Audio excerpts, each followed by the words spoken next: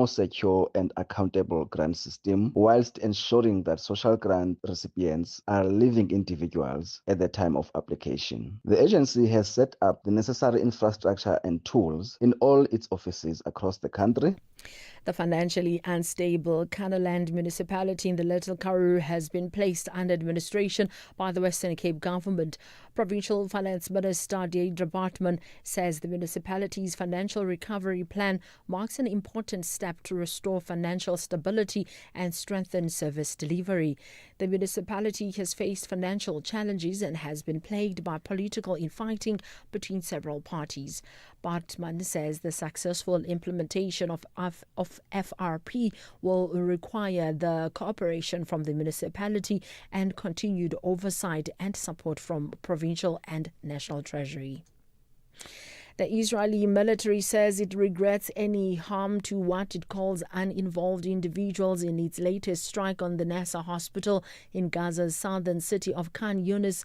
Palestinian health officials say at least 15 people have been killed, including several journalists. The BBC's Yolandi Nell has the details. We've had comments from some of the different news agencies whose journalists have been killed. Reuters confirming that Hussam al-Masri, who was working for the news agency, was killed. They're saying he was operating their live camera feed, which is sometimes being used by the BBC to show the scenes in Khan Yunis. The Associated Press said it was shocked and saddened in a statement about the killing of Mariam Abu Daga, 33-year-old journalist. She had often been based at the hospital. The Gazan Civil Defense says that one of its rescuers was killed, and witnesses have said that the second strike took place after rescue workers and journalists went to the aid of the casualties from that initial attack. Recapping the top story, 5 men have been shot and killed at an open cast mine in Tlatlaganyane near Sun City in the northwest. Their bodies were discovered today. I'm on Delambano for SFM News Headlines at 3:30.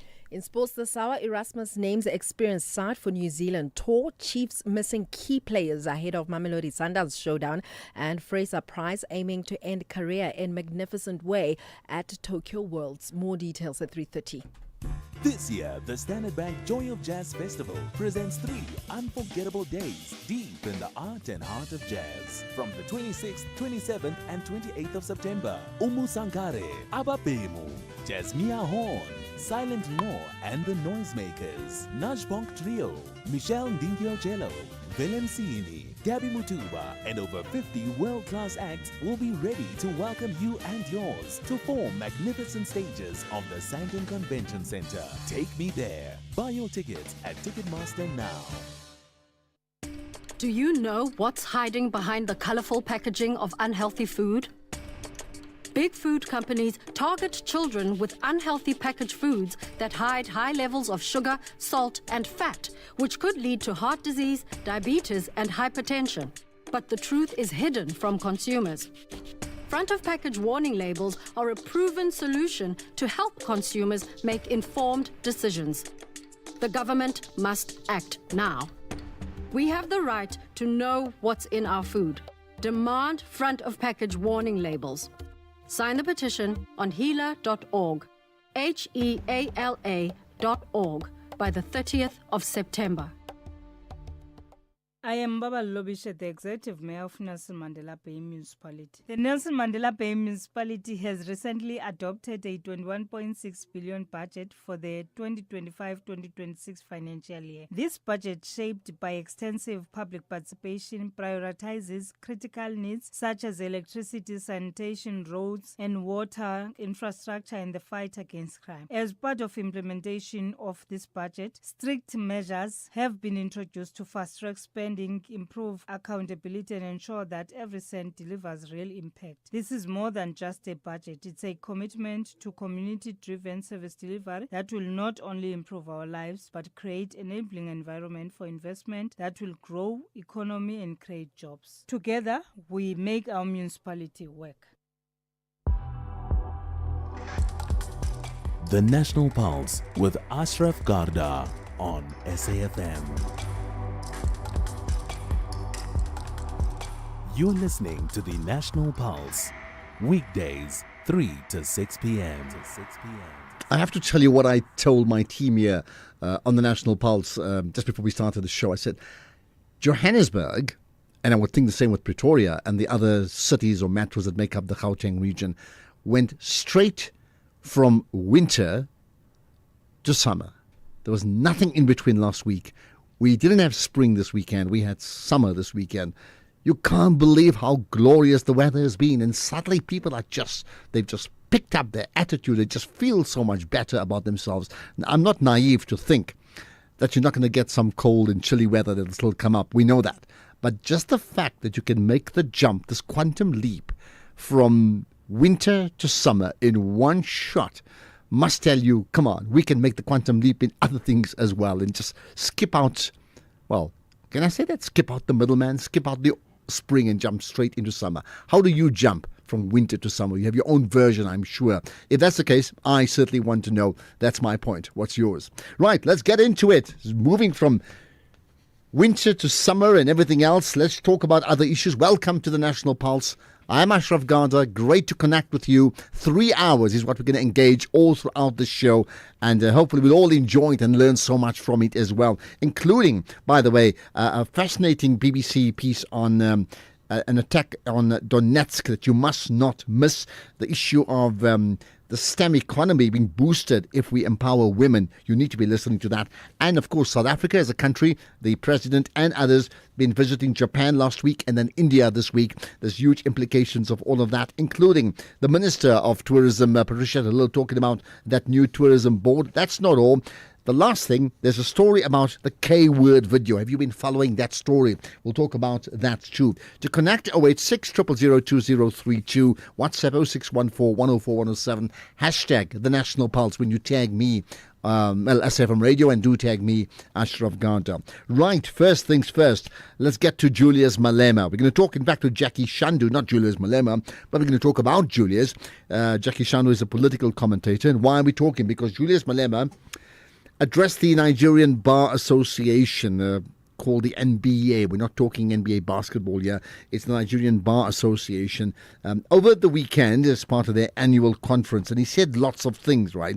But in particular, and this is the most telling point of what he said, and I want to just read it out. He said this. If I can pick up... in fact, what I'll do is let me first introduce Jackie Shandu, then we'll talk about the quote. Jackie, appreciate your time, firstly. Thanks for connecting with us on the National Pulse. Good afternoon.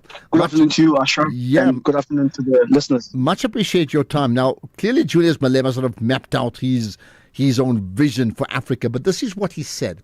We demand one Africa. We demand a borderless Africa. We demand an Africa with one president, one currency, one military command, with one parliament. Okay, is Julius Malema the one in terms of getting his story right? Sorry, I just missed the... Is Julius Malema the one in terms of getting his story right? I mean, is he spot on in that vision, or is that just grandiose naivety? It's a vision that is inherited from, a long list of predecessors in this marathon called the African Liberation Movement, which dates back to the mid-20th century, and takes shapes and find some form of expression really in the 50s, 60s, particularly with the independence, nominal as it were at the time, of Ghana in 1957.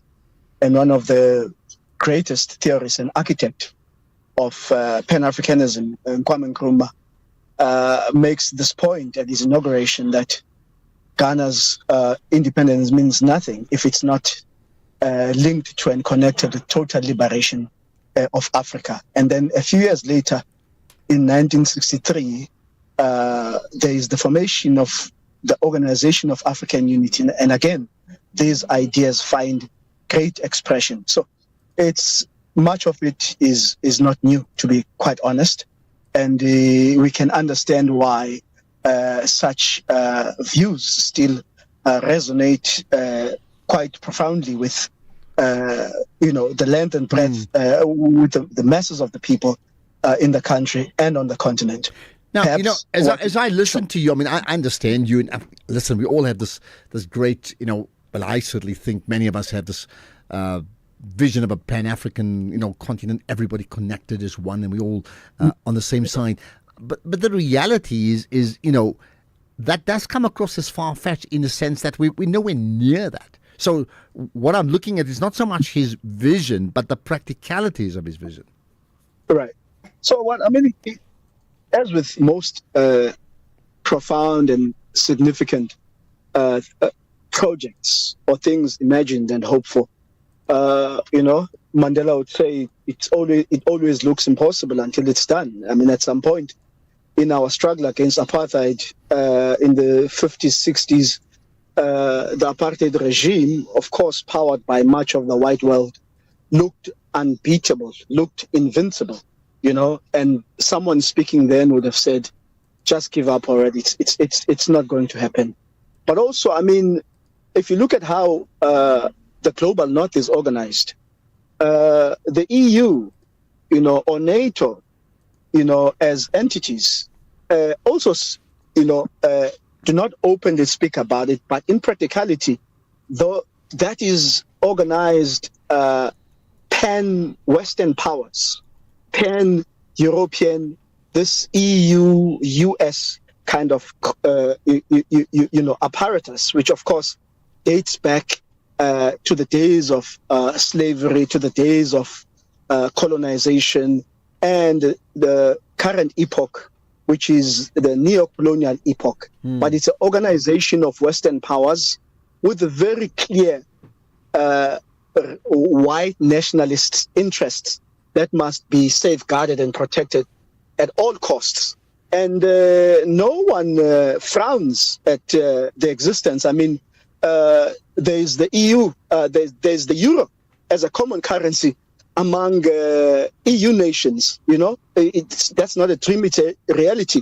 There's the Schengen visa, as someone who's also been based abroad, that allows, citizens of EU member countries to freely move around the EU part of the world. So these things are already happening, and it's not cool that whenever they are spoken about from the African perspective, they always invite, these very skeptical, suspicious, or some forms of ridicules, as if these are things that even our forefathers, the likes of Nkrumah, the likes of Julius Nyerere, the founding fathers, as it were, of independent Africa. Of course, if you speak about Nkrumah, for example, the vision was always around a federated African economy and a united federal states of Africa. So we don't necessarily become one country, but there is a very conscious program and commitment towards building unity and towards building thriving economies. For example, if you look at, and I see where you're coming from, if you look at South Africa, our top 10 trading partners, both in terms of import and exports, there's not a single African state.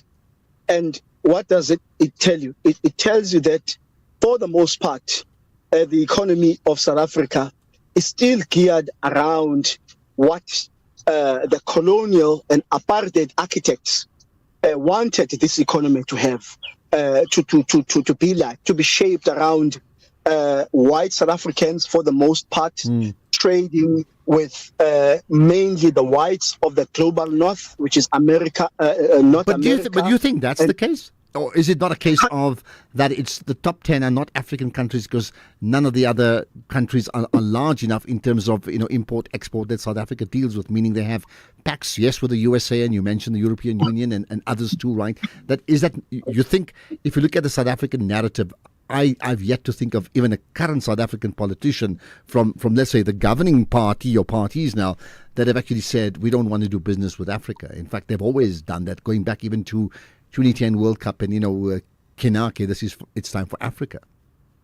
Well, let's put some practical perspective to it. Maybe let me start with Trump and his tariffs and his clear fight against South Africa. Much of it is informed by his perceived eastward, moving eastward in terms of foreign policy and economic policy. And he said it bluntly that South Africa, in terms of its foreign policy and its economic policy, must be kept closer to the US and the EU bloc. And they have a serious problem with deepening economic, military, and diplomatic ties with the likes of Iran, China, and Russia. So it's not a narrative, it's a reality. And if you take a very close look at what these so-called sanctions or tariffs as imposed by the White House, it's simply to say there will be consequences if you think that you can de-dollarize and you can reduce dependency or trade with the US and EU bloc. No, I mean, you're right. Trump has definitely said that. The latter part of your question, Ashraf, let me ask you this. We have some serious oil-producing countries on the continent, Angola being one of them, right next door. Nigeria is also not so far away. There are practical questions. Why does South Africa, for the most part, import crude from outside the continent, which is far more expensive and takes much longer to reach here than actually building a pipeline from Luanda to Durban or Johannesburg? Isn't that more feasible and practical? All right. And isn't that giving practical meaning to, intra-African trade? Well, I think, look, you're stating the obvious. It is more practical. The question is, what we don't know is, are they not doing so because they don't want to deal with African countries? Are they not doing so because this country and maybe people who make decisions on behalf of this country are incentivized in whichever way possible to want to do business with others? But let's pause on that. I think the more important question is, where do we go next with this? That means, in terms of the vision that many of us would agree with, and Malema has now repeated, is what is actually preventing that ideal to take place, which we'll get answers from in a moment. Are you looking for the best savings on spectacles? At Specsavers, enjoy 1,500 Rand off when you get tested at South Africa's trusted and most established optical group. Get 1,500 Rand off all frames in store, or use your 1,500 Rand off on our leading lens enhancements, such as drive light lenses that reduce artificial glare whilst driving. Book online or call your nearest store today. Affordable eye care, Specsavers. T's and C's apply. September 5 is Casual Day. Time to get your Casual Day sticker and gear in support of persons with disabilities. Looking beyond the label, your contribution makes a tangible impact. Visit www.ncpd.org.za. Many thanks from the National Council of and for Persons with Disabilities. This is an SABC-supported initiative. SAFM celebrates its 89th birthday this month by giving listeners an exclusive opportunity to attend the prestigious Joy of Jazz taking place at the Sandton Convention Centre from the 26th to the 28th of September 2025. To stand a chance to win these sought-after tickets, simply SMS SAFM 89 followed by your name to 41391 and stay tuned to SAFM as we could be calling you. SAFM is the official media partner for the Dipala stage at the Standard Bank Joy of Jazz. Entries open from the 7th of August and close on the 31st of August 2025. Winners will be randomly selected and called from the 1st of September 2025. SMSs are charged at R1.50 per SMS. Free SMSs and SMS bundles do not apply. T's and C's apply.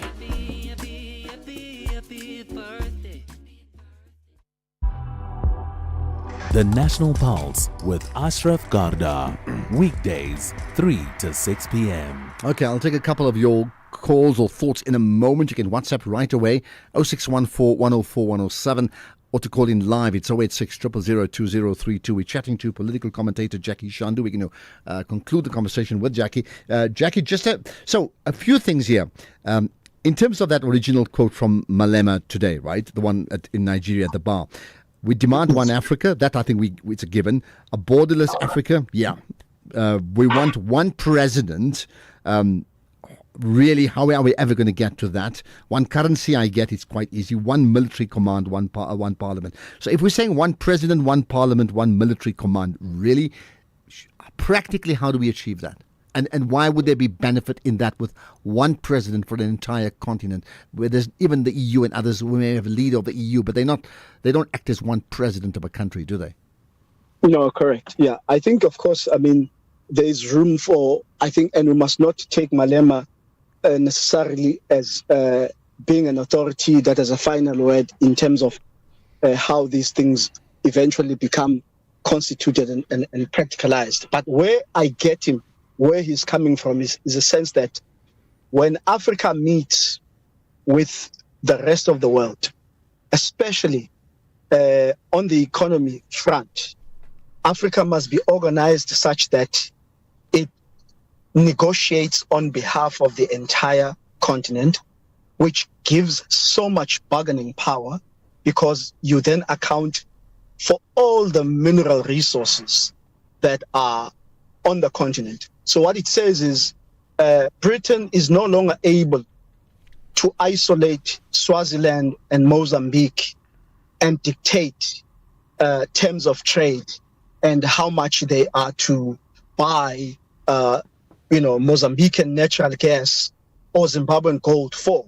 That when we meet with the world, we meet as a unit, and no one is able, because what has been undermining and sabotaging African economic growth and development is precisely that because of this fragmentation in terms of these colonial nation states, because all these quote unquote nation states that currently exist are a colonial invention, and they were created precisely to weaken the strength of Africans and to not be able. So if the United States go to South Africa and South Africa is not happy to sell its diamond on certain terms, they quickly move to the Congo, the DRC, or to Botswana. The question then becomes, why doesn't DRC, Botswana, and South Africa, who jointly already produce more than 2/3 of global diamonds, come together and build a proper facility to, for example, process these diamonds? Okay, Jackie, we need to conclude. We need to conclude. So here's the last thing to you, right? I heard all the things you said, and you're right about at least negotiating as one economic bloc, and you wonder why can't we do that anyway, right? Many of the conferences I've attended, even whether it's Rwanda or Egypt, they say the same thing, right?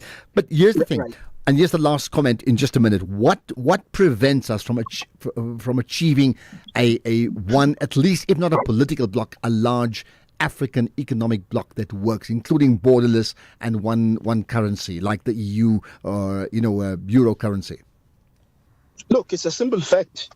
Much of Africa is led by agents of Western capitalist interests, imperialism and neocolonialism.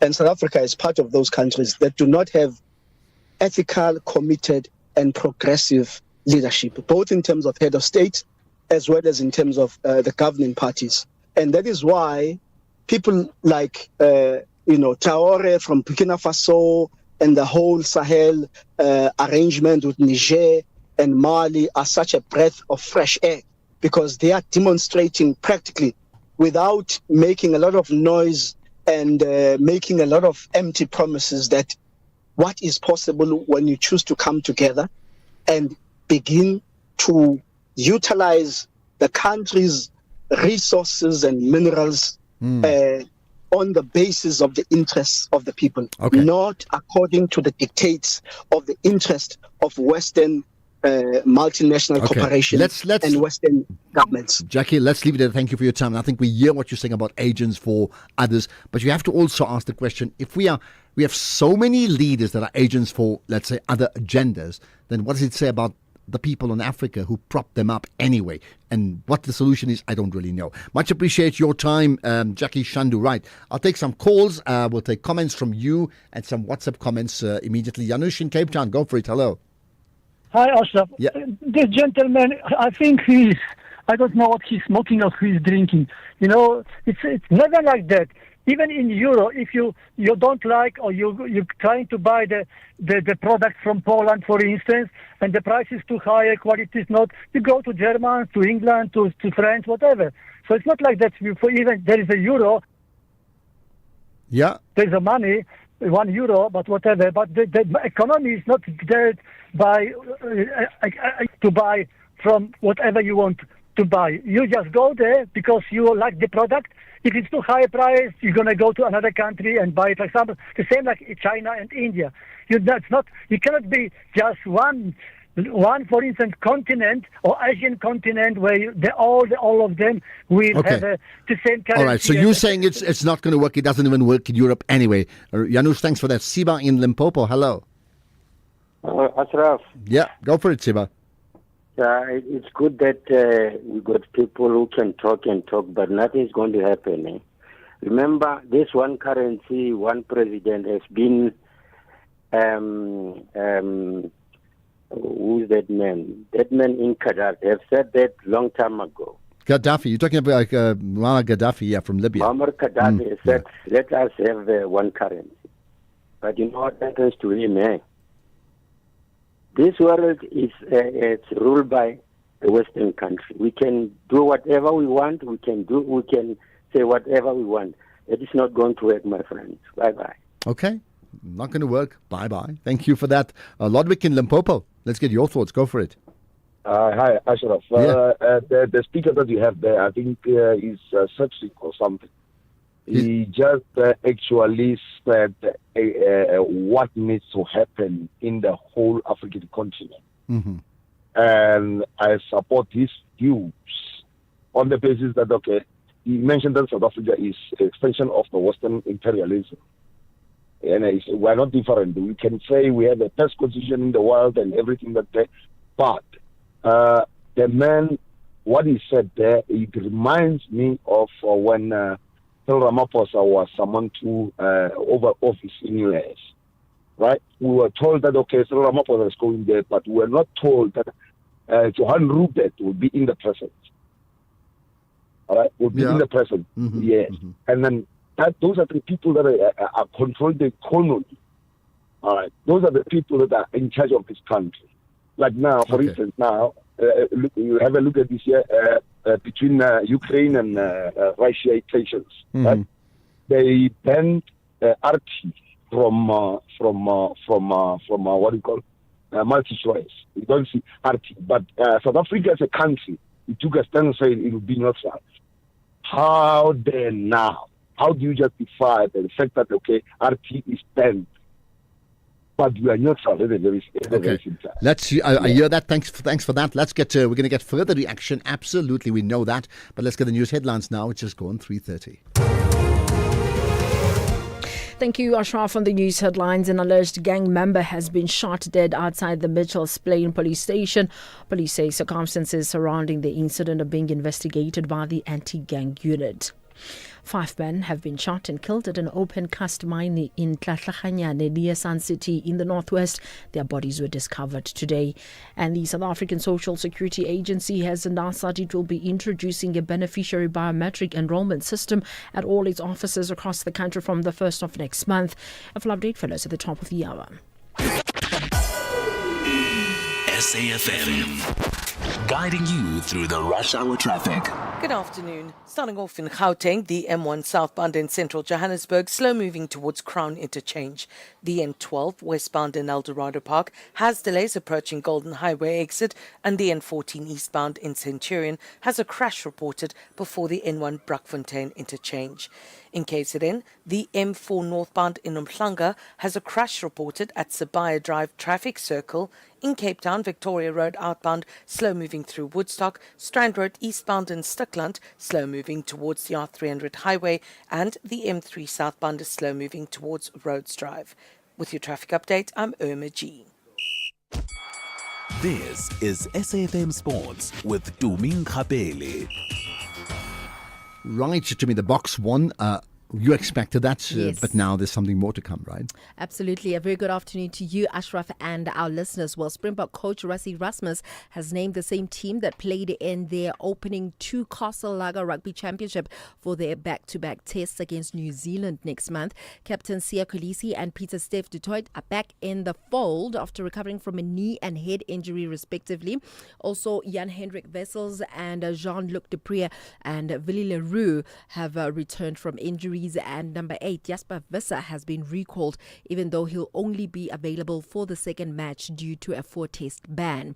Then in cricket, Proteas captain Themba Bavuma says that they still have a long way to go in putting together a strong team for the ODI World Cup in 2027 in the country.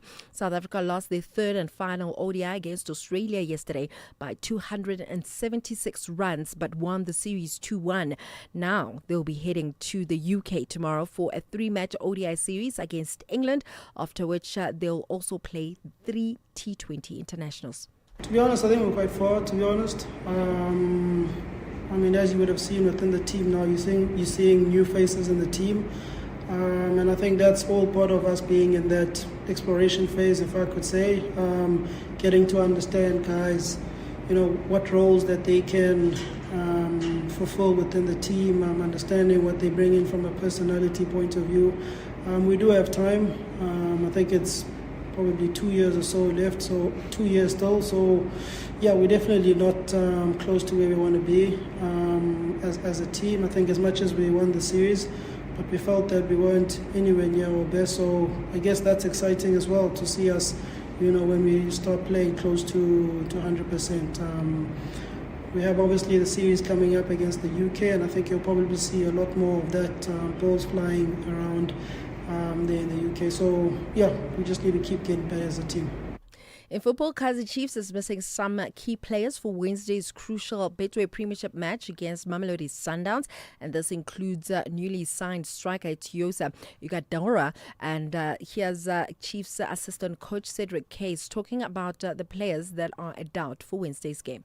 About Eden, he hasn't trained since that day.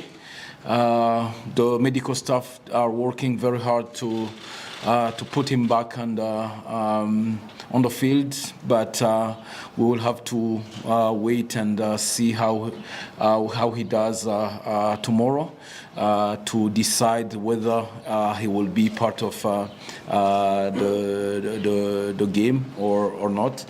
Part that as well, we have Shinga and Cross that have been sick the last 2 days, and Godaro that was as well injured at training 2 days ago.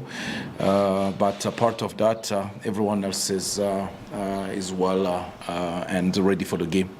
Meanwhile, Kenya national team coach Benny McCarthy says that Kenyan football is moving in the right direction. This is after the Harambee Stars' debut African Nations Championship run ended in the quarterfinals against Madagascar. Kenya's dream run at their debut at Chan ended yesterday as Madagascar held their nerve in a dramatic penalty shootout to reach the semi-finals. The game finished 1-1 after 120 minutes, with Madagascar winning 4-3 on spot kicks. Finally, in athletics, Anne Fraser-Price was in top form despite finishing 4th in the 100-meter at the Brazil's Diamond League, saying that she is focused on ending her illustrious career in a magnificent way at the Tokyo World Championships. The 30-year-old legend timed 11.17 seconds in Brussels on Friday, just edged off a podium featuring America's Melissa Jefferson Wooden and Sha'Carri Richardson and also Daryl Nater. Now, while Fraser-Price, who is the third fastest woman of all time in the 100-meter with 10.60, has struggled this season to hit the speeds she once did, she was in a bullish mood when looking ahead to the September 13th to the 21st World Champs in the Japanese capital. Before I go, Ashraf, I think you are heartbroken coming into the office today, huh? Why would I be heartbroken? I just made the point. It's summer. There's no winter. There's no autumn. I had a good game of paddle. So did you the other day. Yeah. For the very first. Why would I be heartbroken? Have you forgotten about Manchester United? Clearly I have. Listen, just talking about that. I'm looking at this picture right now. Yeah. And it's got about 5 managers and saying how long it's taken them to win 2 games in the English Premier League. So the current Liverpool manager, 2 games to win 2 in a row. The Man City manager, 2 games. The Spurs manager, 2 games. The Chelsea manager, 2 games. The Arsenal manager, a very long 9 games. That's the current Arsenal manager. And the current Man United manager, 29 games. Claps once. There we are. Goodbye. If you think you cannot afford a lawyer, Think again. Clientele Legal has made professional legal services affordable for you. Whether it's a civil, criminal, or labor-related matter, we have a nationwide panel of attorneys standing by to assist you. SMS SAFM to 32195. That's SAFM to 32195 and we'll call you back. Clientele General is a licensed non-life insurer and an authorized FSP. Standard rates and terms and conditions apply. After a 1-0 loss against Arsenal in the opening match of the new season, the Red Devils are searching for a win at Old Trafford. Mason Mount! Oh, what a finish from Mason Mount! Kills it home 2-1. However, the Clarets are gunning for a crucial 3 points away from home. Just from Brownell! We're all square! What a goal from Burnley! This is the Premier League. Experience Manchester United versus Burnley FC on Saturday 30 August at 3:30 p.m. Live on SABC3 and SABC Plus. Proudly brought to you by SABC Sport. For the love of the game!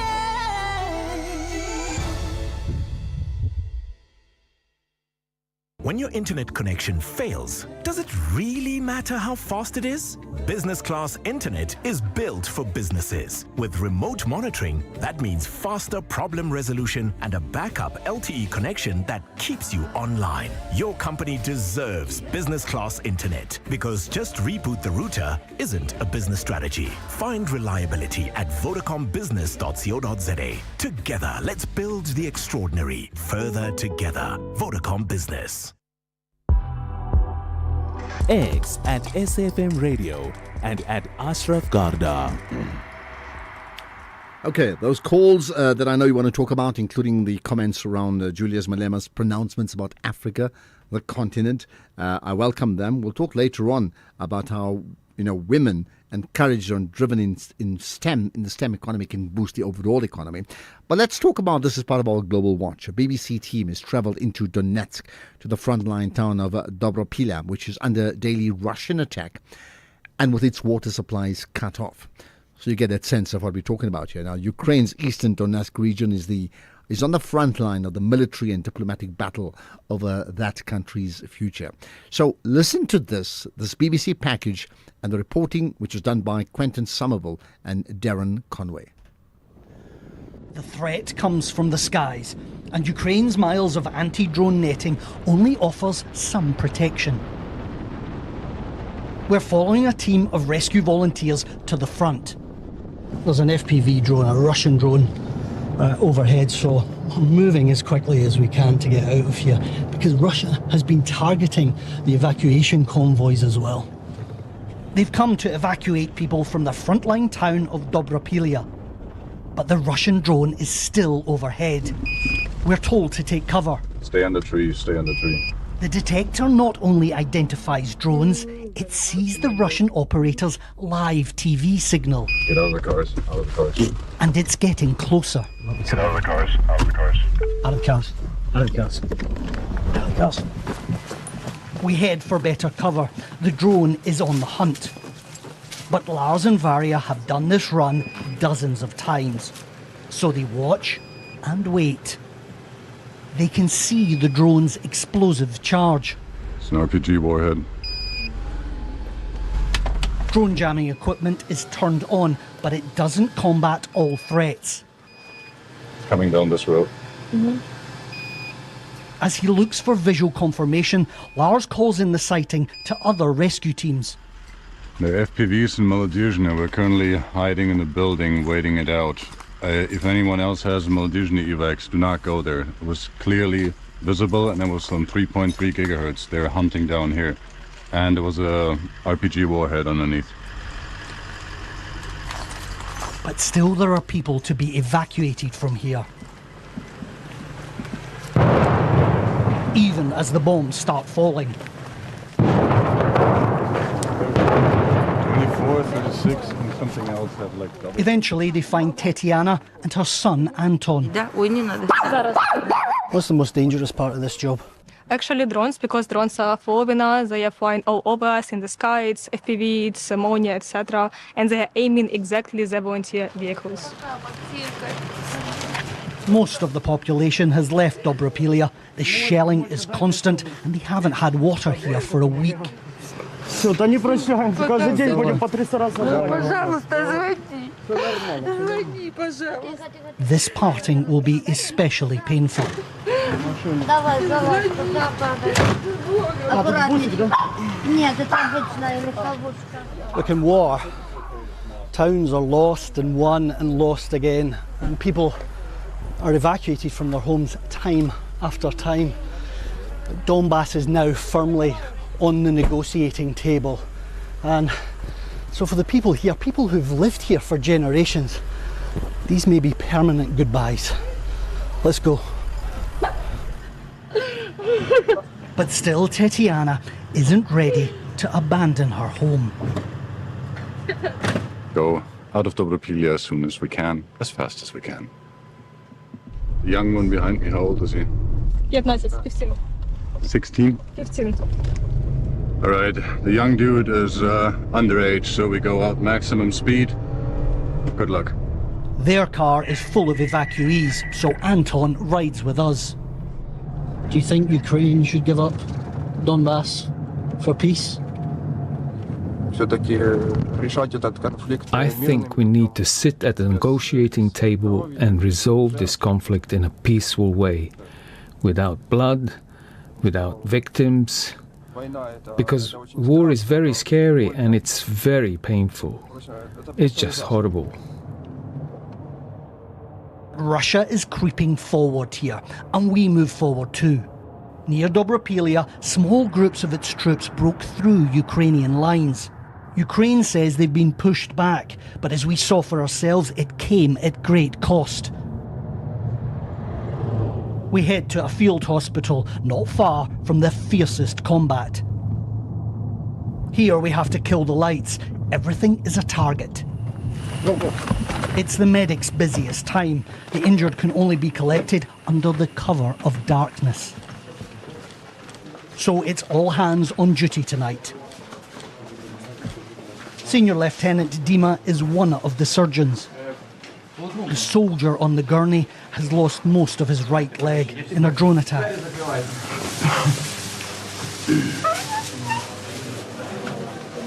It took days to recover some of these men from the battlefield. Tens of thousands of Ukrainian men have died for Donbass. Yes. Was it worth it? It's a complicated question. Yes, I think it is, because it's our country, it's our land, and it's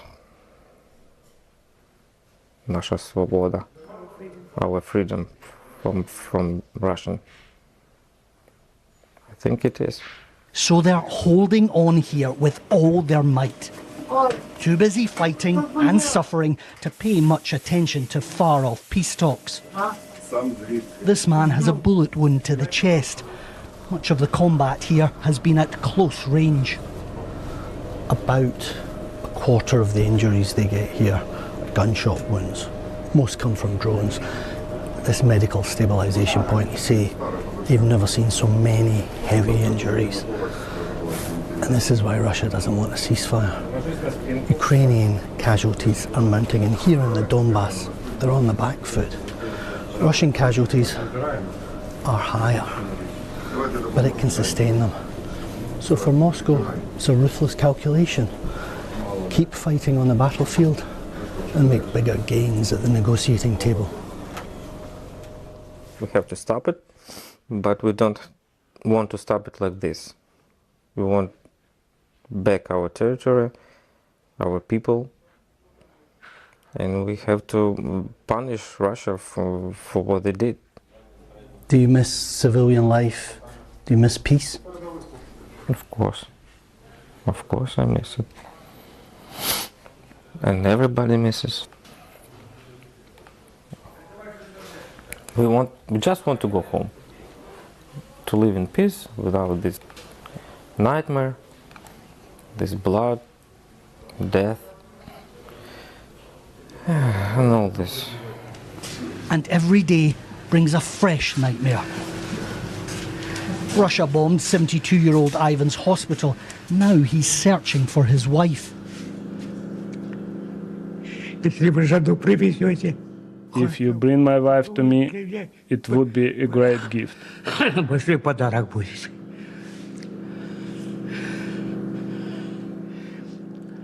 For him, there will be no peace until he finds her. Much more than just land will be lost here if Donbass is surrendered. Quentin Somerville, BBC News. And it's so powerful, isn't it? The visuals, the conversation that you could pick up. But I mean, this is the point.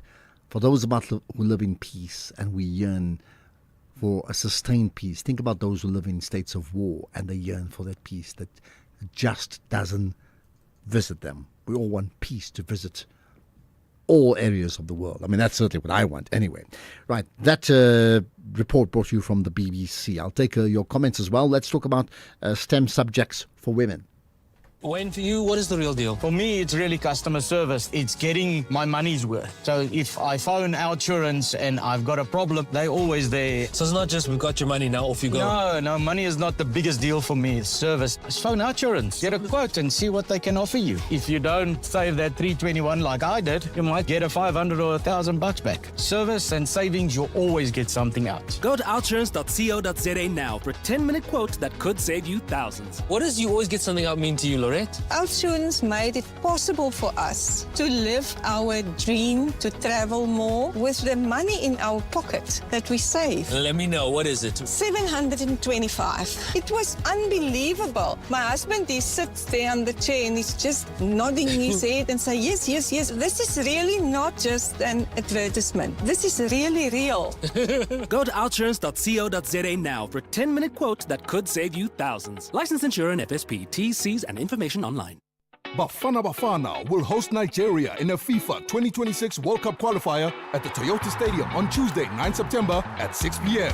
Tickets are now available nationwide and online from 70 Rand for adults and 40 Rand for children at all Ticket Pro outlets, including Spar, Postnet, and all petrol stations. Get your tickets early to avoid disappointment. Come in Bafana Bafana supporter gear, ready to sing for a win. Gates will open at 3 p.m. If you are not in Bloemfontein, catch the game on SABC2. For more information, visit safa.net and at Bafana Bafana on all social media channels. Ashraf Garda on the National Pulse. So, I mean, let's deal with facts here. We have a very deflated economy. Then we have a very inflated unemployment rate to the point where the desperation continues in all sectors of society, and there's lots of plans and strategy. Then you have, STEM subjects, which includes, mathematics and science, and we all know how important that is in terms of the need to advance technologically. But here's the thought, okay, and it certainly comes from Refi Sufi, the project board member and MD of Prana Consulting, suggesting that, in fact, the way you have to boost South Africa's economy is just boost the involvement of women in the STEM economy. And the link is pretty obvious. So let's talk about it. Rafil, we appreciate your time. Thanks for connecting on the National Pulse. Thank you so much, Ashraf, and good afternoon to the SAFM listeners. Much appreciated. I mean, for me, what the point that you make is interesting, but if it's that important, does that suggest it's not being done anyway? Look, as we had said in the article, we've got all these wonderful pieces of legislation and policies that are already gazetted that's supposed to be supporting females and women when it comes to STEM. However, for some reason, they are either not being implemented the way that they are supposed to be implemented. And we're just trying to encourage government and all decision makers to actually put their foot down and say that these policies have been put in place for this particular reason, to get women to go ahead and to push through with the discriminations that they are facing. I mean, interesting. I hear you, and one of the points made in the piece that I'm just reading is that education is not closing the unemployment gap. Does that suggest what? There's a serious disconnect within education in terms of education for purpose? So, Ashraf, we've actually seen quite an increase in female learners who are now opting for STEM careers. However, the problem that we face is that in most cases, they don't have the necessary support that they have. Females tend to have very unique challenges that they face, which their male counterparts do not necessarily face. For an example, when you have child-headed households, it's normally the girl children who are looking after their siblings who have to drop out of school because of that. We've got girl children who do not have access to basic menstrual support, such as sanitary pads, and they end up not going to school because of those reasons.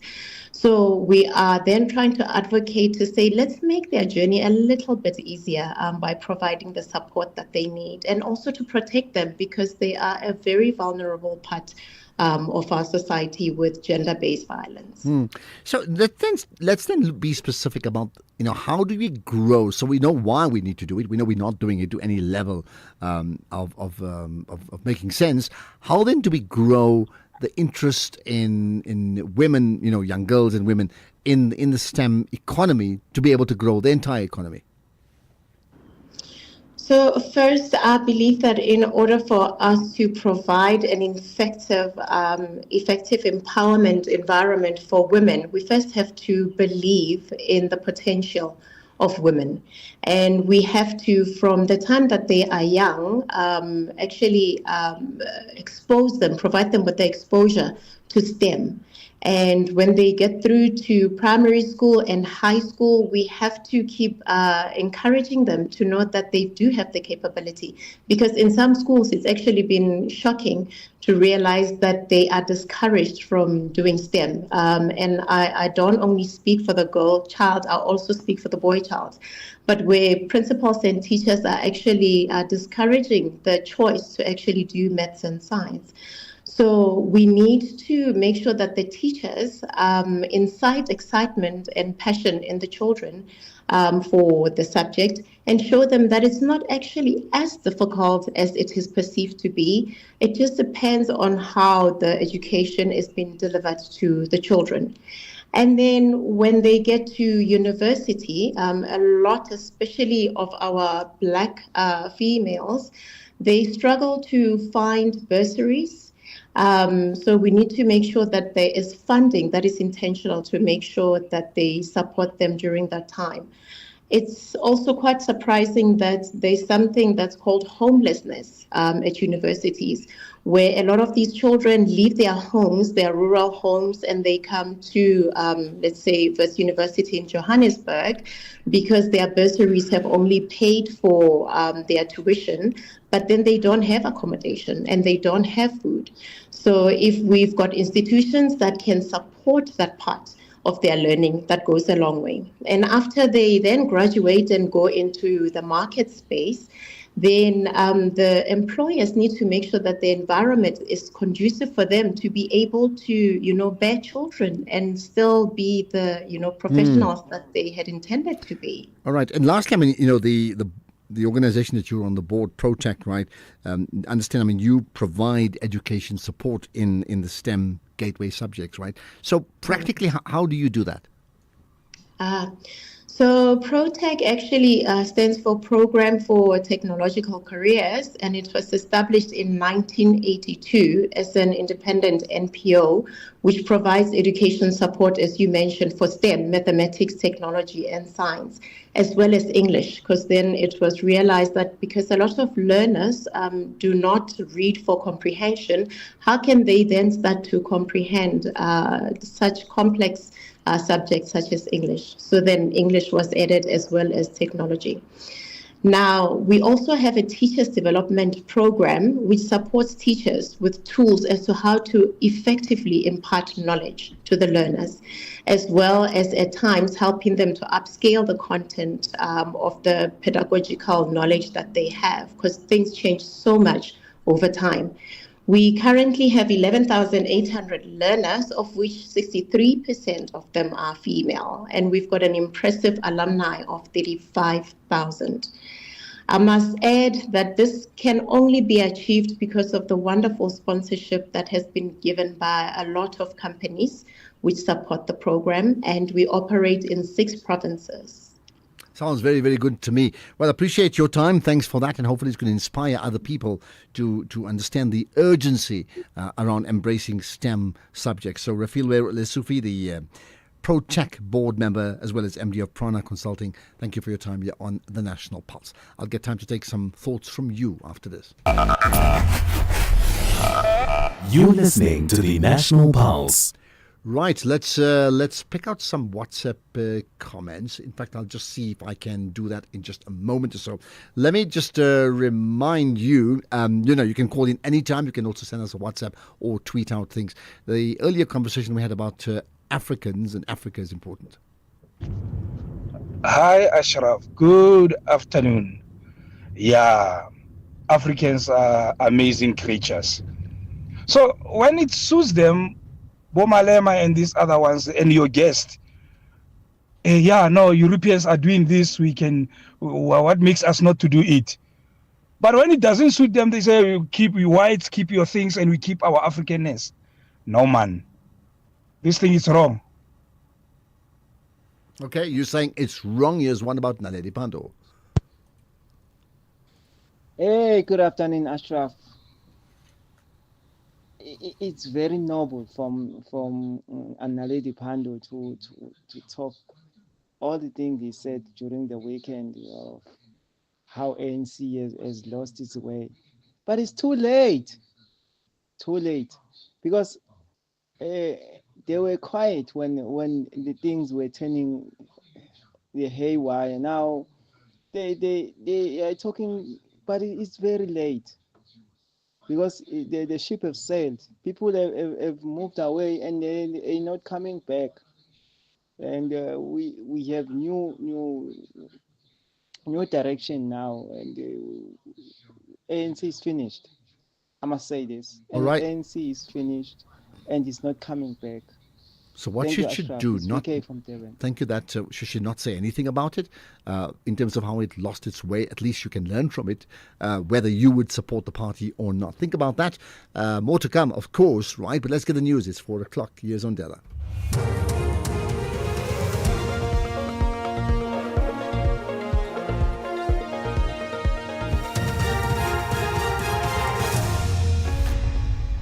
Thank you, Ashraf. On the top stories, an alleged gang member shot dead in Mitchell's Plain, and SASSA to introduce a biometric enrollment system. For SAFM News, I am Ondela and a very good afternoon. An alleged gang member has been shot dead outside the Mitchell's Plain police station. Police say circumstances surrounding the incident are being investigated by the anti-gang unit. Another victim has been transported to a medical facility after sustaining gunshot wounds. This comes after a series of shooting across the Cape Flats in the past weeks. 5 men have been shot and killed at an open-cast mine in Tlatlaganyane near Sun City in the northwest. Their bodies were discovered today. The area is known for its open-cast chrome mining, where some licenses have been issued to several people to mine at a small scale. Police spokesperson Sabata Mukhabone says a multidisciplinary team has been deployed to investigate the murders. While the area is known for and has been previously visited by the 3 national Parliament portfolio committees on police, home affairs and minerals, following complaints of illegal mining, including by the local tribal authority, it cannot at this point in time be speculated or even ruled out that the killings are linked to the rival mining operations. As such, the police will conduct an extensive investigation that will ensure that those responsible are identified and arrested. The South African Social Security Agency has announced that it will be introducing a beneficiary biometric enrollment system at all its offices across the country from the 1st of next month. The agency's Andile Chona says the new system is expected to detect potential fraudulent activities, among others. Chona says frontline staff have undergone training this month. The South African Social Security Agency is quite excited about the introduction of the beneficiary biometric enrollment in all its offices across the country at the beginning of September. This initiative is set to improve social grant systems and curb any potential fraudulent activities. It will also ensure the enhancement of risk controls, contribute to a more secure and accountable grant system, whilst ensuring that social grant recipients are living individuals at at the time of application. The agency has set up the necessary infrastructure and tools in all its offices across the country. Electricity and Energy Minister Hosiya Ramokgopa has encouraged the Machabeng municipality in Free State to invest in its own alternative power producing plants. Speaking after his meeting with municipality officials, Ramokgopa said Machabeng has vast land and available sunlight and just needs permission to produce. He says alternative power production is not only reserved for the private sector. Machabeng now is home to about 1,300 megawatts of IPP generation. So this is a very lucrative space, Machabeng geography, for energy generation. Even some of the battery storage programs that I've announced, they are here in Machabeng. So Machabeng is a viable area for energy generation renewables. It's up there, of course, only second to the Northern Cape. What they have not been doing is that they're investing in projects of their own. The 1,000 Palestinian health officials say the death toll from the Israeli strikes on the Nasser hospital in Gaza's southern city of Khan Yunis has risen to 20. Several journalists, including one from Reuters, are among the dead. The BBC's Mike Thompson has the details. Khan Yunis's Nasser hospital, the city's only one still operating, was hit twice. Some of those killed had rushed to help others after the first strike. A video showed a doctor holding up bloodied clothes to a camera before a second strike filled the air with smoke and debris. 5 journalists are reported to be among those killed. One, the mother of a 12-year-old boy, freelanced for the Associated Press. Others worked for Reuters and Al Jazeera. Israel says it regrets any harm to uninvolved individuals and does not target journalists as such. Recapping the top story, an alleged gang member has been shot dead outside the Mitchells Plain police station. Police say circumstances surrounding the incident are being investigated by the anti-gang unit. I'm on Dilambana for SFM News, headlines at 4:30. In sports, the Sawa Erasmus keeps faith in trusted warriors for New Zealand. Cricket South Africa LOC board expected to appoint tournament director in the coming weeks, and Visma have bikes stolen at Volta. More details at 4:30. SAFM, guiding you through the rush hour traffic. Good afternoon. Starting off in Gauteng, the N14 eastbound in Centurion has a crash before the N1 Brakfontein interchange. The N3 southbound in Germiston, a crash near Helderberg Road, and the N3 northbound in Bedfordview, slow moving on the link to the N12 east at Giluli's interchange. In KZN, the N3 westbound, a crash before the M13 Paradise Valley interchange, and Umgeni Road northbound, slow moving towards Sandile Tuzi Road. In Cape Town, the N2 Nelson Mandela Boulevard outbound, slow moving towards Hospital Bend. The N1 outbound is slow moving, that's towards Okavongo Road, and Main Road outbound in Observatory, slow moving towards the N2 highway. With your traffic update, I'm Irma G. If you think you cannot afford a lawyer, think again. Clientele Legal has made professional legal services affordable for you. Whether it's a civil, criminal, or labor-related matter, we have a nationwide panel of attorneys standing by to assist you. SMS SAFM to 32195. That's SAFM to 32195 and we'll call you back. Clientele General is a licensed non-life insurer and an authorized FSP. Standard rates and terms and conditions apply. From the brilliant buzz of Joburg to the beautiful beaches of the Eastern Cape, FlySafair has you covered. That's right, from 1st November, we'll be flying from Lanseria Airport to both East London and PE, just in time for the holiday rush. Tickets are on sale now from only 770 Rand. So whether it's for work or play, plan your Eastern Cape escape from Lanseria or vice versa. Book now at flysafair.co.za. FlySafair, for the love of fly. T's and C's apply. The National Pulse with Ashraf Garda on SAFM. You're listening to the National Pulse. Weekdays, 3 to 6 p.m. So, you know, the caller we had just before the news who made the point about Naledi Pando's pronouncements being far too late anyway, and the ANC is gone, they're not going to come back. I mean, just some things that she said. And this is what she said. Naledi Pando. It is possible comrades, to restore our lost glory. And we have lost our glory. Let's not pretend about it.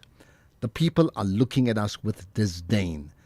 The people are looking at us with horror and shame. And then she said, we have forgotten that we exist to serve the people.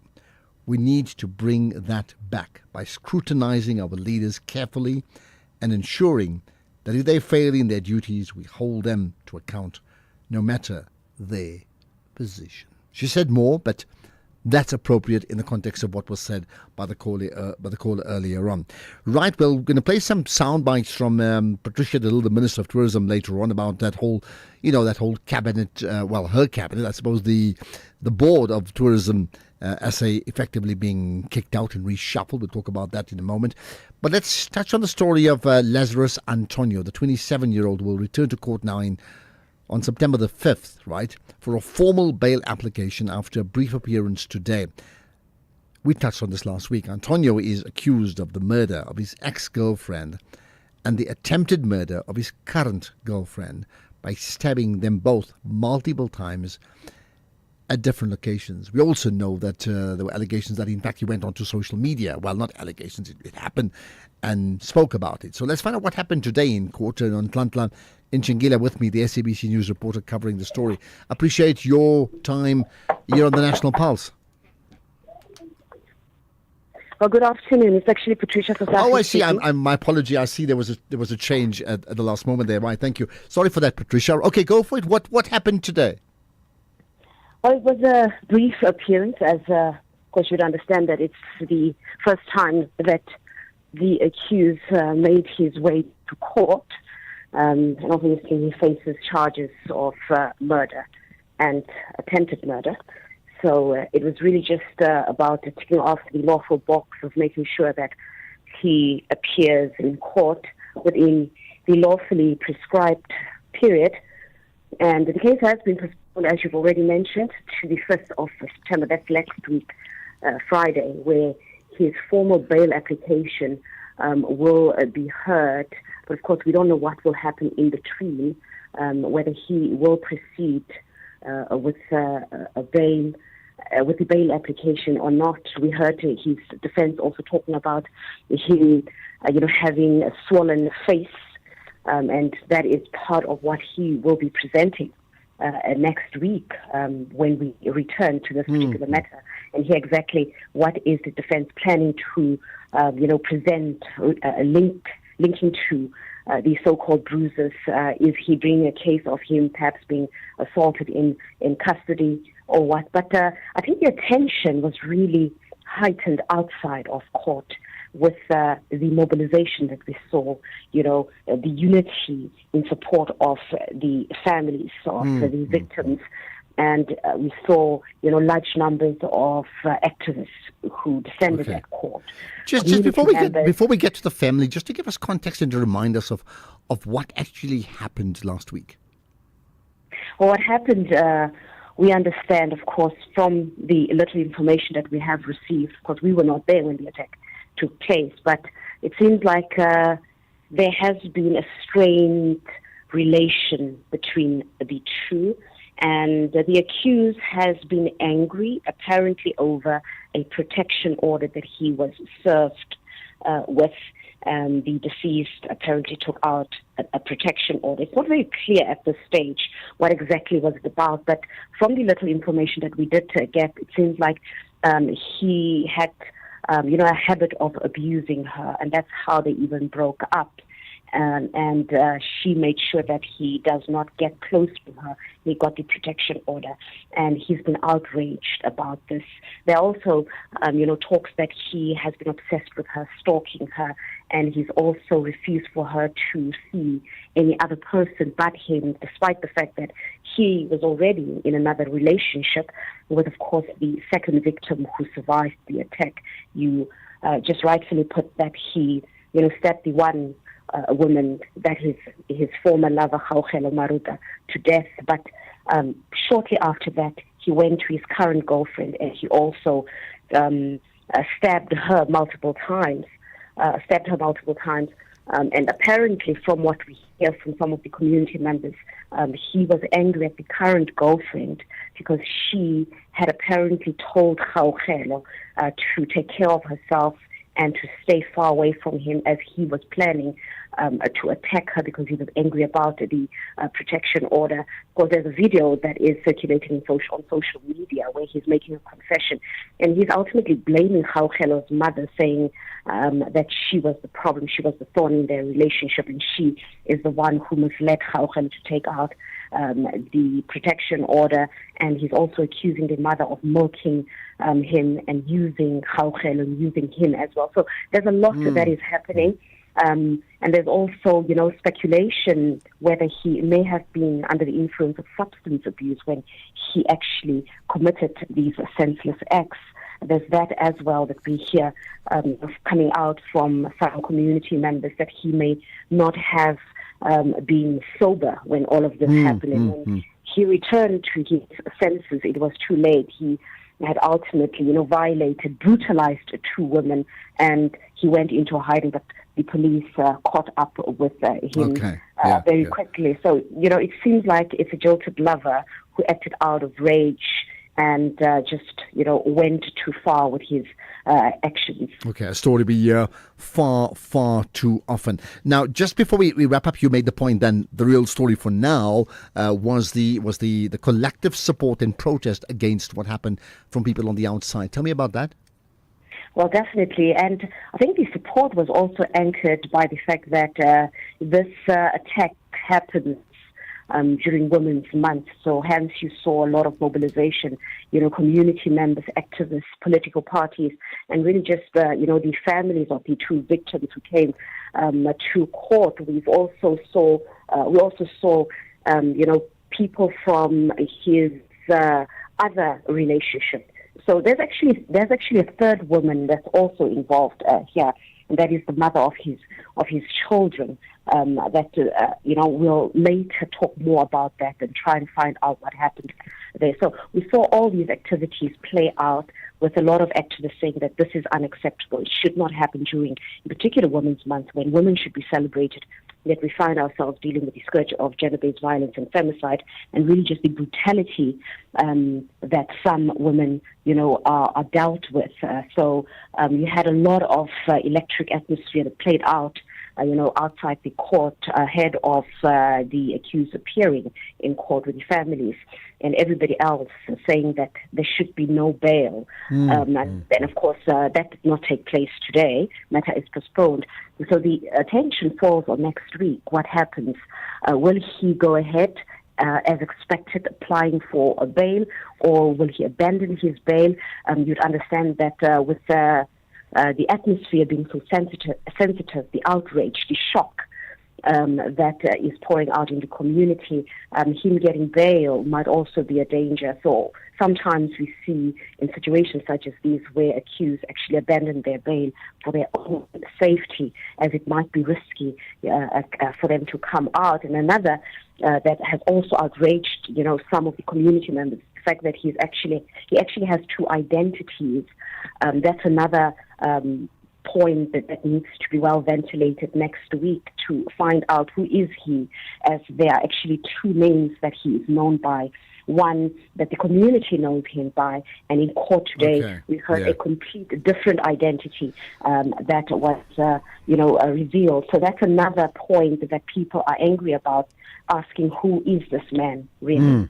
Okay, well, I appreciate you giving us that overview and that insight on really, I think, what's going to unfold is another dramatic but tragic story in the life of the people of South Africa. So I appreciate your time, Patricia Basaki, the SABC News reporter, covering the story of 27-year-old Lazarus Antonio killing his ex-girlfriend stabbing his ex-girlfriend and the current, but killing the first one in this act of rage. More to come, including Patricia de Lille's comments at a tourism press briefing today. This Women's Month, SAFM stands with the women shaping South Africa's future, under the theme, Building Resilient Economies for All. We honor the pioneers, the problem solvers, and the everyday heroes driving change.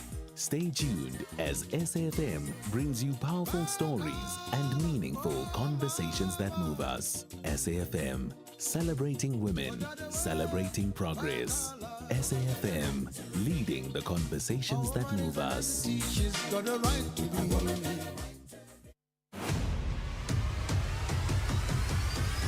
Ashraf Garda is streaming live now on Facebook, YouTube, and X at SAFM Radio. You're listening to the National Pulse. And you know the conversations we have, they're all put up as a podcast as well. So let's say for today, for example, we chatted about the STEM economy, but also earlier on, we had that chat reflecting on Julius Malema's points about, Africa, one nation, no border, one currency, but also one president, one army, one parliament.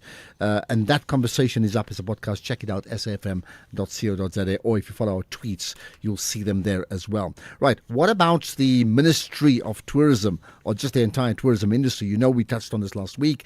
Patricia de Lille, in fact, the Minister of Tourism, effectively sacking that board, and then now having an acting board, but that board including the CEO, right? So she explained a lot of things today. There was a briefing that the tourism minister spoke at the Tourism Growth Plan Execution Lab. So she spoke about many things, including, the business side of it, 15 million tourists hitting our shores by 2030. Can we get there? Well, what about those issues? Let's touch on, however, what she said about the suspension of Tourism SA's, or SA Tourism's CEO. Ourselves. Now, how do we get there? So I'm very pleased with the discussions this morning, and we continue on later on. And unfortunately, as we know, when flying, turbulence can hit. And I want to address some of the recent developments at South African tourism. Last week, Friday, I appointed and gazetted 6 people with the necessary knowledge and qualification to handle the affairs at South African tourism. They will be acting in the interim while I do start the process to appoint a new board. And there is provision for this in the Tourism Act. I did have an introductory meeting on Friday with the group led by Dr. Masito, and we will soon meet again towards the end of the week to get into the substance and the priorities and the task awaiting on them.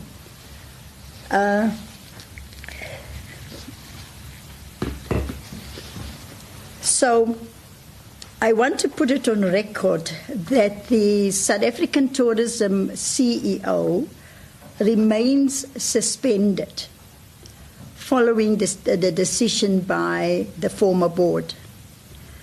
I have noted media reports that I'm protecting the CEO, for which I vehemently deny because it's not true. I've also been accused of political interference in the tourism board and in the affairs of the South African Tourism Board. And I always say to people that, you are entitled to your opinion, but you're certainly not entitled to your own facts. I have got no problem with the decision to investigate the allegations of misconduct against the South African Tourism CEO. My decision to dissolve the board is based on legal advice by senior counsel, and because I have warned the board before. And I will get into those details. So this is no just wake up one morning and decide to dissolve the board. Now, the board had no chairperson on the 1st of August 2025. because the previous chairperson, Professor Gregory Davids, resigned on the 31st of July. And within a couple of hours after his resignation, and the board had no chairperson, on the 1st of August, the board then implemented a round-robin resolution. A round-robin resolution is what Patricia de Lille says, as she said earlier, and I quote, "You are entitled to your own opinion, but you are not entitled to your own facts." Now, what about the facts regarding tourism? In fact, she says that with regard to the industry, the tide is turning. So, the Tourism Act is also clear, and so is the board charter. There's a board charter that was adopted in April 2024 by the board. No special meetings or round-robin resolution can be done without a chairperson. Those are the rules and the laws. So on the 4th of July, I cautioned the board on their failure to follow governance procedures, which undermines the integrity of the board, and it could also render the outcomes or the decisions of such meetings procedurally invalid and unlawful. So some people might think that procedures is not important. But if it's prescribed in law, then we all subject to the same law. Now, we are turning the tide, and we are now focused on growing the tourism sector together with the private sector, because government cannot do it alone, and that is what we are discussing today. We are grateful for the support from the Tourism Business Council. We're grateful for the support from FEDASA and other sector bodies within tourism, that we have all decided, let's continue, and let's continue to implement the important work of the Tourism Growth Partnership Plan. Okay, Minister of Tourism, Patricia de Lille. Stand now for me to take your calls after this. The National Pulse with Ashraf Garda. Weekdays, 3 to 6 p.m. There's been talk about 20 people being blasted in a hospital being bombed in Gaza, 20 people dying, 5 of them journalists. That's the story, and that's another developing story which, you know, resonates with many of the audience in terms of the coverage we've given to it, right? Churchill in Mthatha, you've got thoughts on the One Africa? Yes, please, Ashraf. Yeah, I think, Ashraf, I listened to what Julius was delivering in Nigeria. Was it in Nigeria? Nigeria, yeah. At the Bar Council, Nigeria. Yes, absolutely. But I think, I don't want to take anything away from him, but I think I've got a problem with leaders who want to be populist. You know, because to me, he's one of those leaders, if they were to be given an opportunity to go and live in the Western countries, they would jump into the occasion. They would simply... But how do you know that of him? I mean, like, you know that? Or you think you know his that? lifestyle. I know his lifestyle.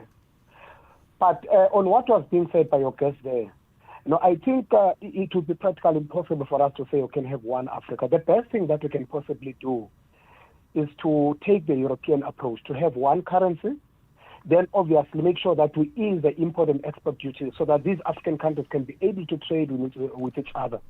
In terms of visiting those that the visas, for instance, you know, we ease them so that you know, there can be more cooperation in as far as trade is concerned in Africa.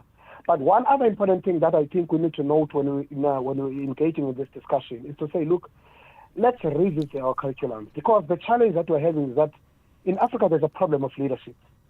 These are leaders who, from time to time, they are being manipulated by Western countries. What is it that would produce the final product? Because, we need to know what does it mean to be African? Remember when you talk about China, they first went into a cultural revolution before they went into the open market. They tried many a times, they failed, and then they went into a cultural revolution. So it's very important that we must revisit our curriculum, especially in South Africa. This is what I've been saying. Okay, but I need to push on. But I mean, what about, we're talking about the African continent as opposed to just South Africa. Churchill, I got that. Thanks for that. I don't need to move on. I need to give others an opportunity as well, okay? Neil in East London. Let's talk tourism.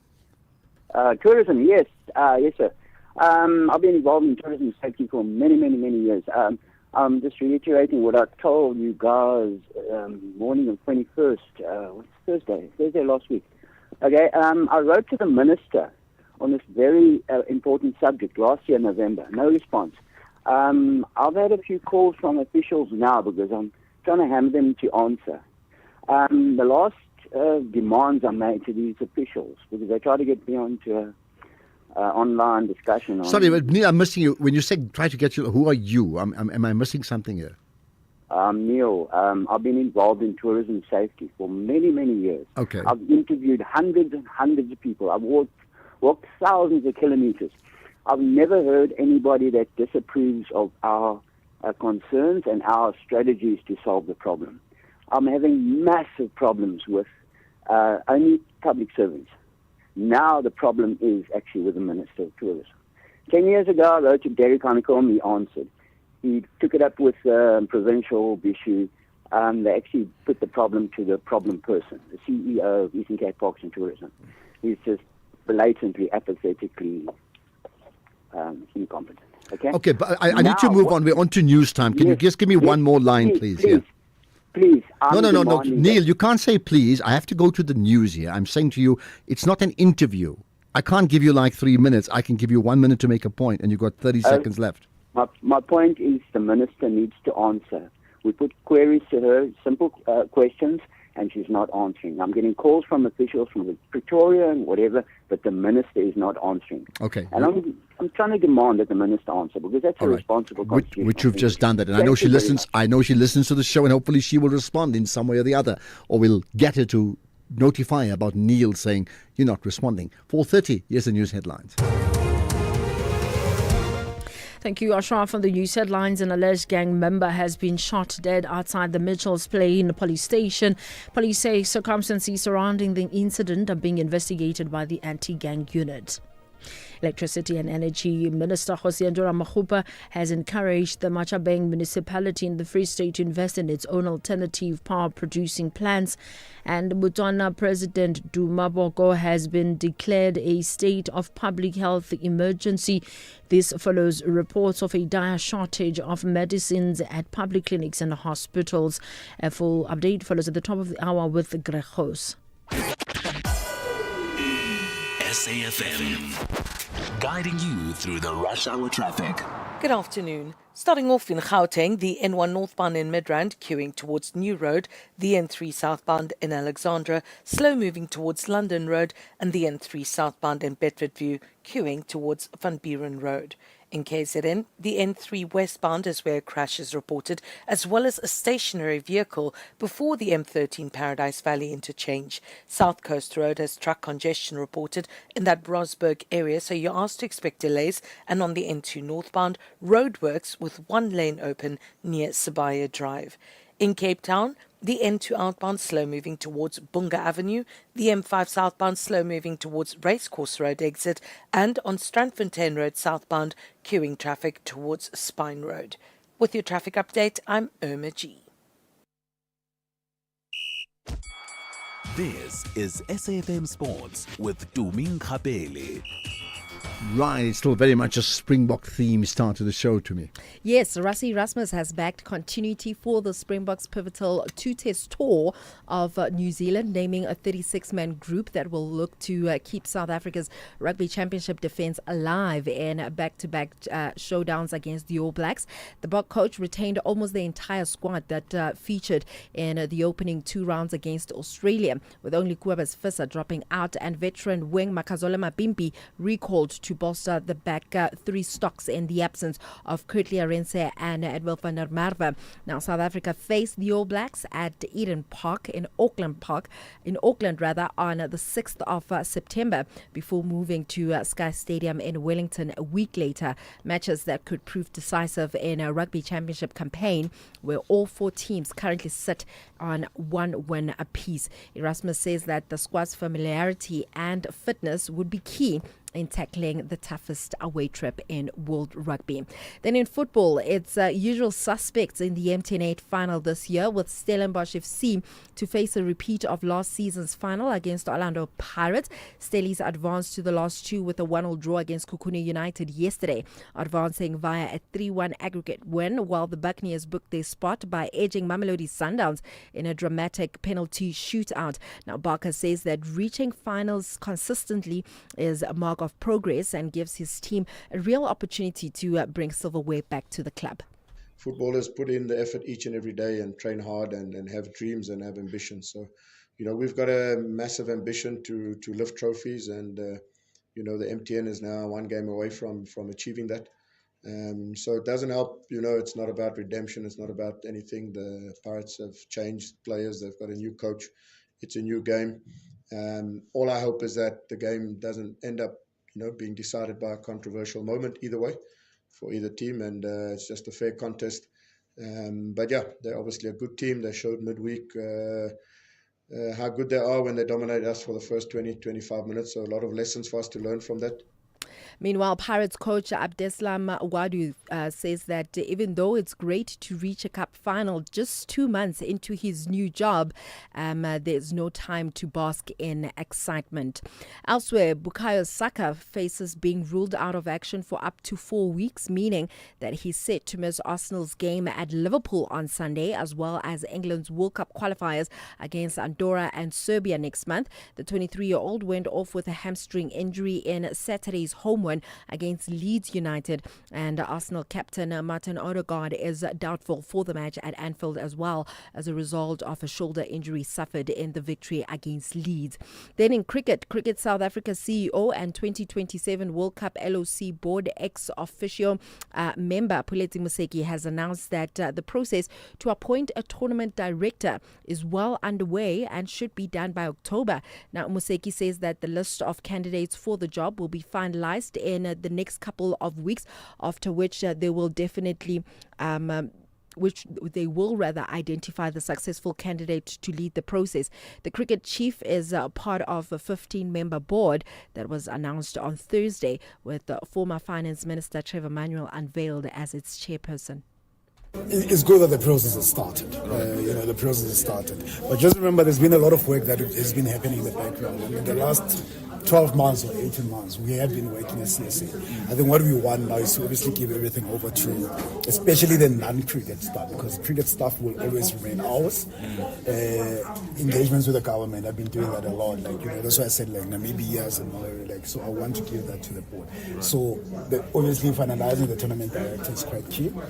And the process has started. So I'm hoping, obviously, as they say, the person that they probably eventually identify might be working somewhere. So there might be issues about notice period and stuff like that. But I do pray that by October they will have someone. But I think it is at least the first part is started. They'll probably be receiving some candidates, short list of candidates, probably in the next week or 2. In tennis, Novak Djokovic fears his lack of physical conditioning may come back to haunt him as he chases a record 25th Grand Slam singles title at the US Open. The 38-year-old started with a 6-1, 7-6 and 6-2 win over US teenager Lerner Teen in 2 hours and 25 minutes on the Arthur Ashe Stadium court.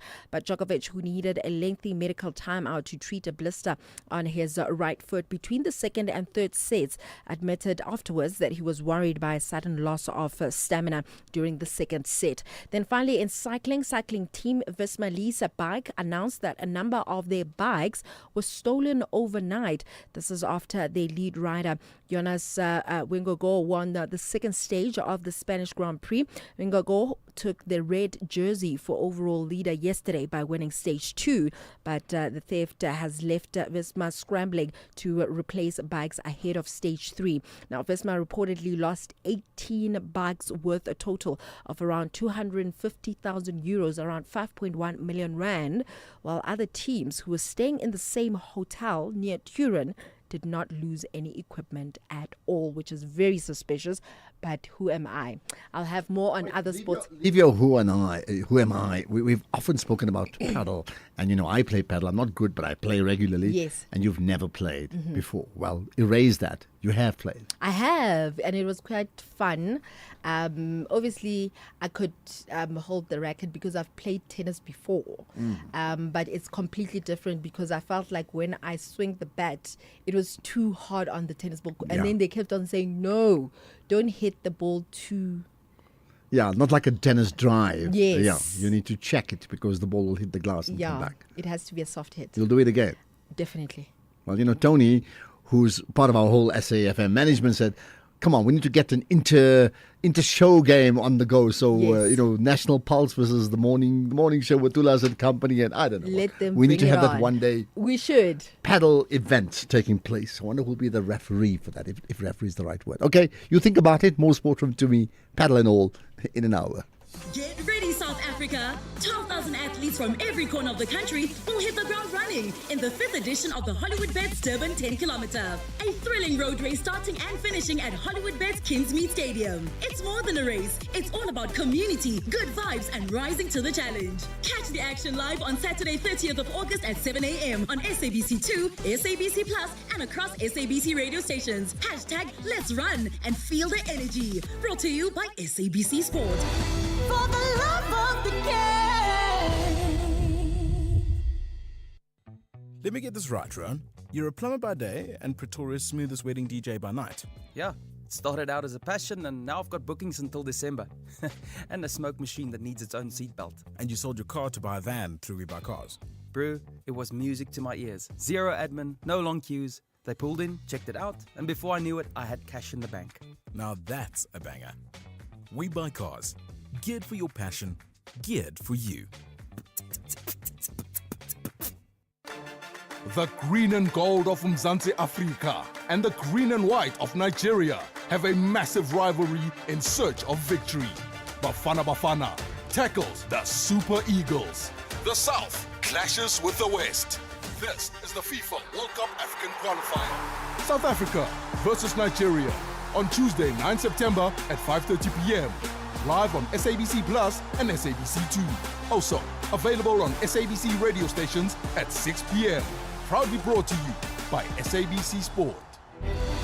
For the love of the game. Economic news on SAFM. Facts and figures you can count on. Okay, all those numbers coming from Makwe Masilela at Makwe Fund Managers. You've got news about, well, to start with, Italtile. Yes, afternoon to Ashraf. The guys remain to be seeing customers coming to their shops because they've got a reliable quality, leading fashion, and hence the guys spend their hard-earned savings with them, and they remain ready to take advantage of improving build when their building sector starts to improve, including the trading conditions. Retail sales improve slightly, just like the market share, but unfortunately the basket size decreased by 0.7% as price-sensitive customers bought down, and profit and settlement earnings per share up 2%, with ordinary dividend also up by 2%, but the special dividend up a whooping 26%. Cash and cash equivalents are up 18% to 2.2 billion, meaning almost 16% of their market share is made up of cash. And the global markets are rallied sharply in the previous session on dovish comments from the U.S. Central Bank chairperson, which indicated interest rate cuts in September. But some of us think that this might be a policy error, as we see signs that the economic activity has picked up after the soft patch in the first half of the year. And if that is correct, the labor market will likely also will rebound. And guess this is a discussion for another day. And at today's session, euphoria around the expectations of Fed rate cuts started to fade, with concerns about tariffs back on focus. And the European Central Bank said the Eurozone can handle higher tariffs, and locally SARS is considering lowering their threshold, that is for its a high wealth tax unit, expanding the number of rich taxpayers it monitors in order to boost government revenue. And when you look at through March 2024, that unit collected almost 8.7 billion in revenue.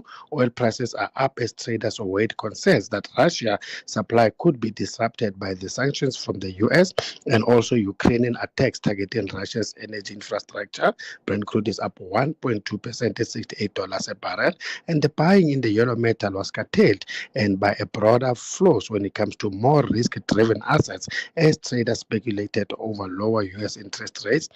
Gold is flat at 3,370, platinum down 1.3% at 1,330. Ashraf global markets are mixed with the JSE up 0.3% as our resources are doing most of the heavy lifting, and the rand weakened 0.8% against the dollar 17.57, 23.73 against the pound, and 20.56 against the euro. Okay, perfect. Thanks for that, Mark. We will connect again tomorrow. And remember, Jimmy Moyaha comes up with the SFM market update for an hour from 6 to 7 this evening. Ashraf Garda on the National Pulse. Certainly people who have an appreciation for the arts have been reflecting on the passing away of Nandi Mbembe, passing on the weekend, right? And that's always sad when it's, well, I mean, any person passing away is just sad. But when it's also someone in the public eye that you tend to know and that you followed her career, it's even more so, like somebody that is effectively part of your life has passed away anyway.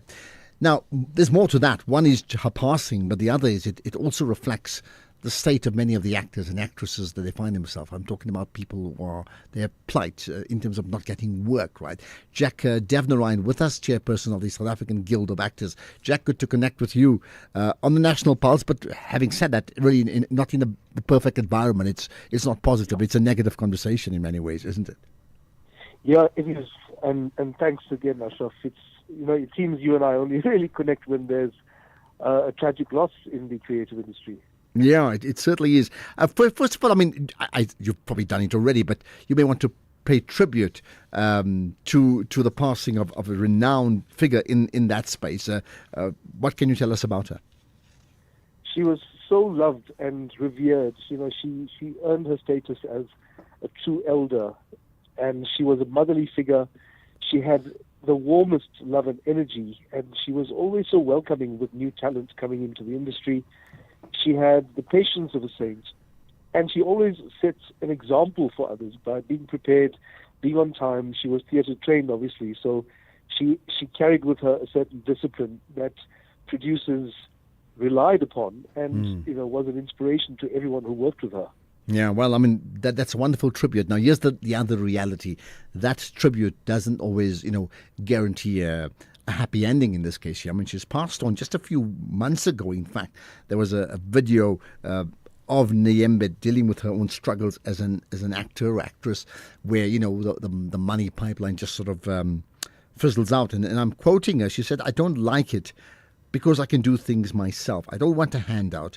Maybe some little groceries. I need to work. If I'm sitting here, it's not like my brain is dead. Give me a script and I'll show you that this brain is so alive." I mean, I would take it that didn't quite happen, right? Tell me about that, because I mean, linked to that is this ongoing conversation that you and I have had, and others too, about, people in the arts industry, just how vulnerable they are when they are less popular, when they're much older, and therefore the money pipeline, like the job pipeline, dries up. Yeah, there is the structural failures of the industry are built in.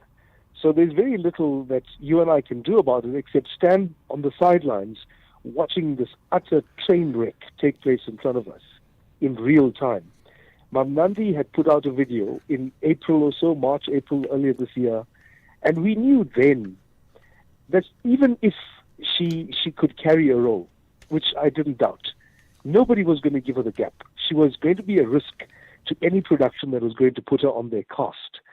So she was never going to find work, even though her dignity made it, she was reaching out with a state of dignity, saying, I don't want charity, I'm prepared to work. And of course, we believe her, she was prepared to work. The part that we have failed to address, Ashraf, is that there is no social security built into our industry. There is no right for any actor in this country to earn a residual income from the work that you do. And in Mam Nandi's case, she's been working on film and TV for 30-something years. Yeah. She's been in the entertainment industry 50-plus years. So, it's such an utter failure that we haven't addressed the glaring injustice in that we have failed to introduce transformation into the sector. So what's the reality now? And people like her and people in the arts business, they work, they get paid. They don't work, they don't get paid. And correct. And that's the it. freelance life. Yeah. Okay. So are there plans to change it? Because, it seems like an unequal situation, especially someone who's given away 30 years of her life. So she didn't dabble in it for a day or two. This is her life, right? Absolutely right, yeah. She's an industry professional, established as a reputable name, established as a bankable talent. So, in that regard, her credentials were never in question. We need to establish some kind of safety net, which can only be provided by regulation, and the regulation in the form of labor laws and collective bargaining rights. Because if you have to compare our industry to other industries around the world and even in Africa, and you ask, how are these actors protected within this creative sector? Whether you're talking about North America or Australia or Kenya or Egypt, you're talking about actors who are protected by labor laws. They have the rights to collective bargaining and to unionize and to establish standard practices and standard minimum rates. And the fact that South Africa hasn't done this yet is an absolute travesty. There has been plans, right? I think that's the conversation we had before about tabling this in terms of making this an act of law, so a bill being tabled and then passed. Where are we? What is it called? Where are we at with it? Well, in 2019, if you remember, our sister Vakiswa Ndaga had written an open letter complaining about the very same issues in the industry, and this was around about October, November 2019. And the Department of Employment and Labour picked up the baton since then. And they've been looking very carefully at how do we introduce labour rights to protect vulnerable creatives, vulnerable freelancers in the creative sector. And that process has been derailed for some time because there's some very anti-progressive elements in the creative sector, Ashraf. Let's be very clear. These are people who make money through people's pain, suffering, and exploitation. So when they stand up to say, we don't want regulation, government, sadly, unfortunately, has a duty to hear them too. And that had the effect of stalling the entire process. But I'm very happy to say that the process towards progressive transformation and regulation of the sector has been resumed, and SAGA and the Department of Employment and Labour are now working very closely to try and achieve that. And what sort of timelines can you share? Well, we want to pick up the process that was initiated by the department in 2019. There's going to be a review of what are current labor laws, and I'll just remind you also that maybe about 3 years ago, NEDLAC started a process of labor reform to try and see if just the very word employee, as described in the Labor Relations Act, can be redefined to include freelancers. Wow. So that's a parallel process. Many may say ditto to that, yeah. Okay. Yeah, the effects will be profound. We also don't want to have unintended consequences, so we need to look very carefully and carve out a sectoral determination. Mm-hmm. And the sectoral determination is the kind of provision that is made, a cutout almost of the labor laws that will fit in this industry. Let's leave it at that and let's see what comes out of it. Jack Davenant, chairperson of the South African Guild of Actors. SA Sport Awards reflect our collective nation-building spirit. Mzansi's sport heroes and heroines have shown resilience, persistence, passion, discipline, and world-class achievements in the sports fraternity. Let us celebrate #IzinjaZeGame. Catch the 18th Annual SA Sport Awards on Sunday, 24 August at 7:30 p.m. on SABC Plus and SABC Sport on DTT Channel 4, then on SABC 1 at 8 p.m. Brought to you by the Department of Sport, Arts and Culture in partnership with SASCOG and SABC Sport. Celebrating sporting excellence. I'm Nandi Ngcobe umzilankathi siqongo no George Ntomba eyazi ngizala ke suka le emzimkhulu egugweni ke la ke inkaba yasala khona. Your son got a star on his forehead, brightens your every mood when you get as old as I am. What do I like about Mzansi or love? You know, it's home. Beyond football, I enjoy cricket. You know, or Andile ngesixhosa go Ace Mabheka, you know. My favorite nickname of all time, like Captain Yama 2000. In everything we do, just like the African continent is the beginnings of life, right? Just like women are the beginnings of life. The SABC and SABC Sport is exactly that. Catch Andile, Captain Yama 2000 Ngube on match days, live on Latuma. Proudly brought to you by SABC Sport. For the love of the game.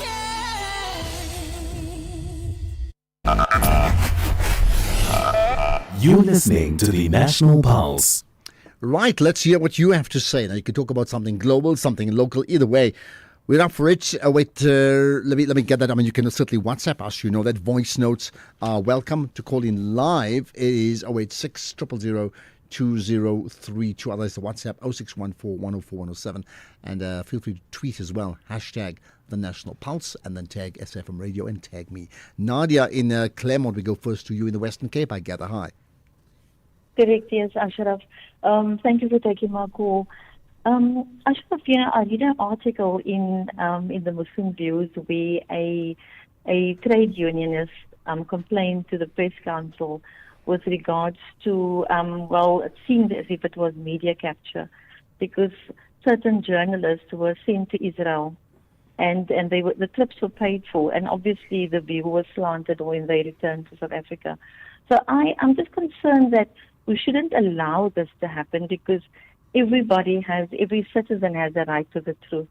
And we shouldn't allow, organizations who have excess funding to fund journalists and to fund, for example, Friends of Israel funded a group of 15 people from the DA, the PA, and the ACDP. And it's concerning because as a citizen of this country, I think we all have a right to the truth, unbiased. So, I mean, you raise an interesting point, Nadia. I mean, first of all, I mean, the person you're talking about, trade unions, Hassan Lorgat, is a regular contributor as a caller on this show, right? So we certainly know him pretty well. But I mean, the point that he made was that they were paid, or the trip was paid for to Israel, and they were very favourable, and it was not mentioned in the articles that the trips were paid for.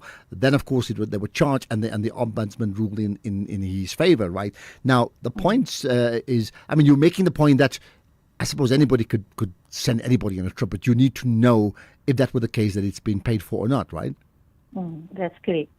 Because the minute the minute the public or a particular political slant uses that as a means to dictate the article or the slant of the article, the public won't be afforded accurate news.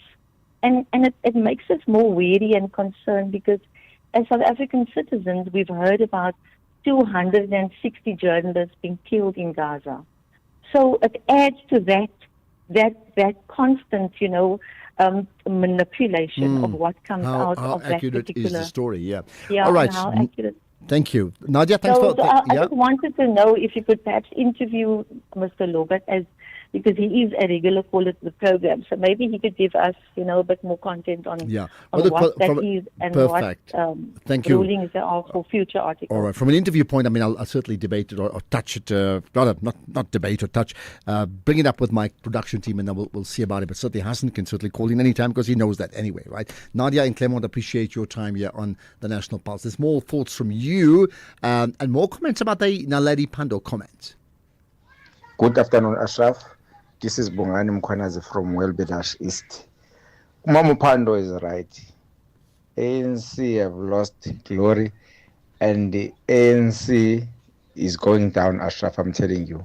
But I don't blame the leaders like Abo Mamu Pando, Marusi Kikaba, and Senzo Mchunu if they express themselves in public, because I would like to believe that they've tried everything inside. Remember, the ANC, the majority is the people who are in Ramaphosa's faction. Do we still talk about factions here within the ANC at a time when they effectively trying to sustain their position as the leading party, as they have been for over 30 years? Interesting thought there. There's another one about Nandi Pando's comments.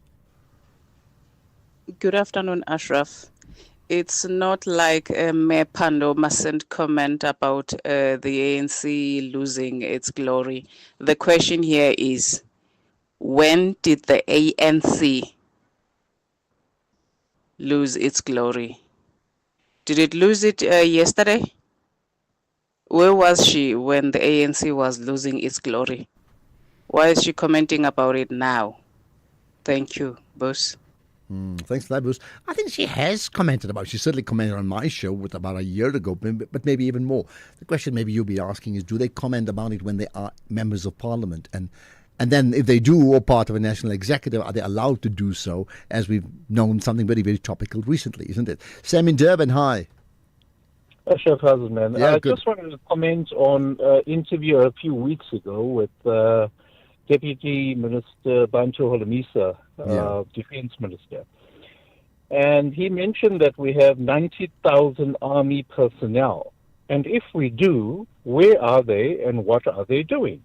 And I personally think we can solve the crime issue, especially in the Cape Flats and Cape Town, in regards with all the killings and shootings that happen daily, where babies and kids and women are killed and murdered and slaughtered every single day on the Cape Flats. All they have to do is to get maybe even 1,000 personnel, put them in district by district or area by area, and clean out in conjunction with SAPs. And these things have been done before. But you know, to say we have 90,000 army personnel, I don't know how much facts there is in this. Okay. And what are they doing? Okay, noted. Let me get to Temban Keys just to make a note of that, see if we can follow up with that position. Sam in Durban, thanks for that, right? There's more, and a lot of it, interesting enough, is going to do either with the ANC or that initial conversation we had about the USA and Trump and Africa too. Ashraf and the SFM, Ashraf, you know what? We can do whatever we want. Trying to blame in Trump, I don't know the reason why. He loves America and he loves the Americans. So let's not blaming Trump, because like our president doesn't like us. They always doing something negative against their own people. So, and then we thinking like Trump is a wrong person. He is not wrong. He loves America and the America. That's why like he's doing, he's going all out for the American. So please, let's stop blaming that time. Well, big question. Do we love Africa as much as Trump loves America? Or do we love South Africa as much as he loves the USA? Just think about that. We'll talk about racism in our country, and utterance around that, and what happens next in a moment or so. Let's get the news now. It's 5 o'clock. Here's Greg Ross.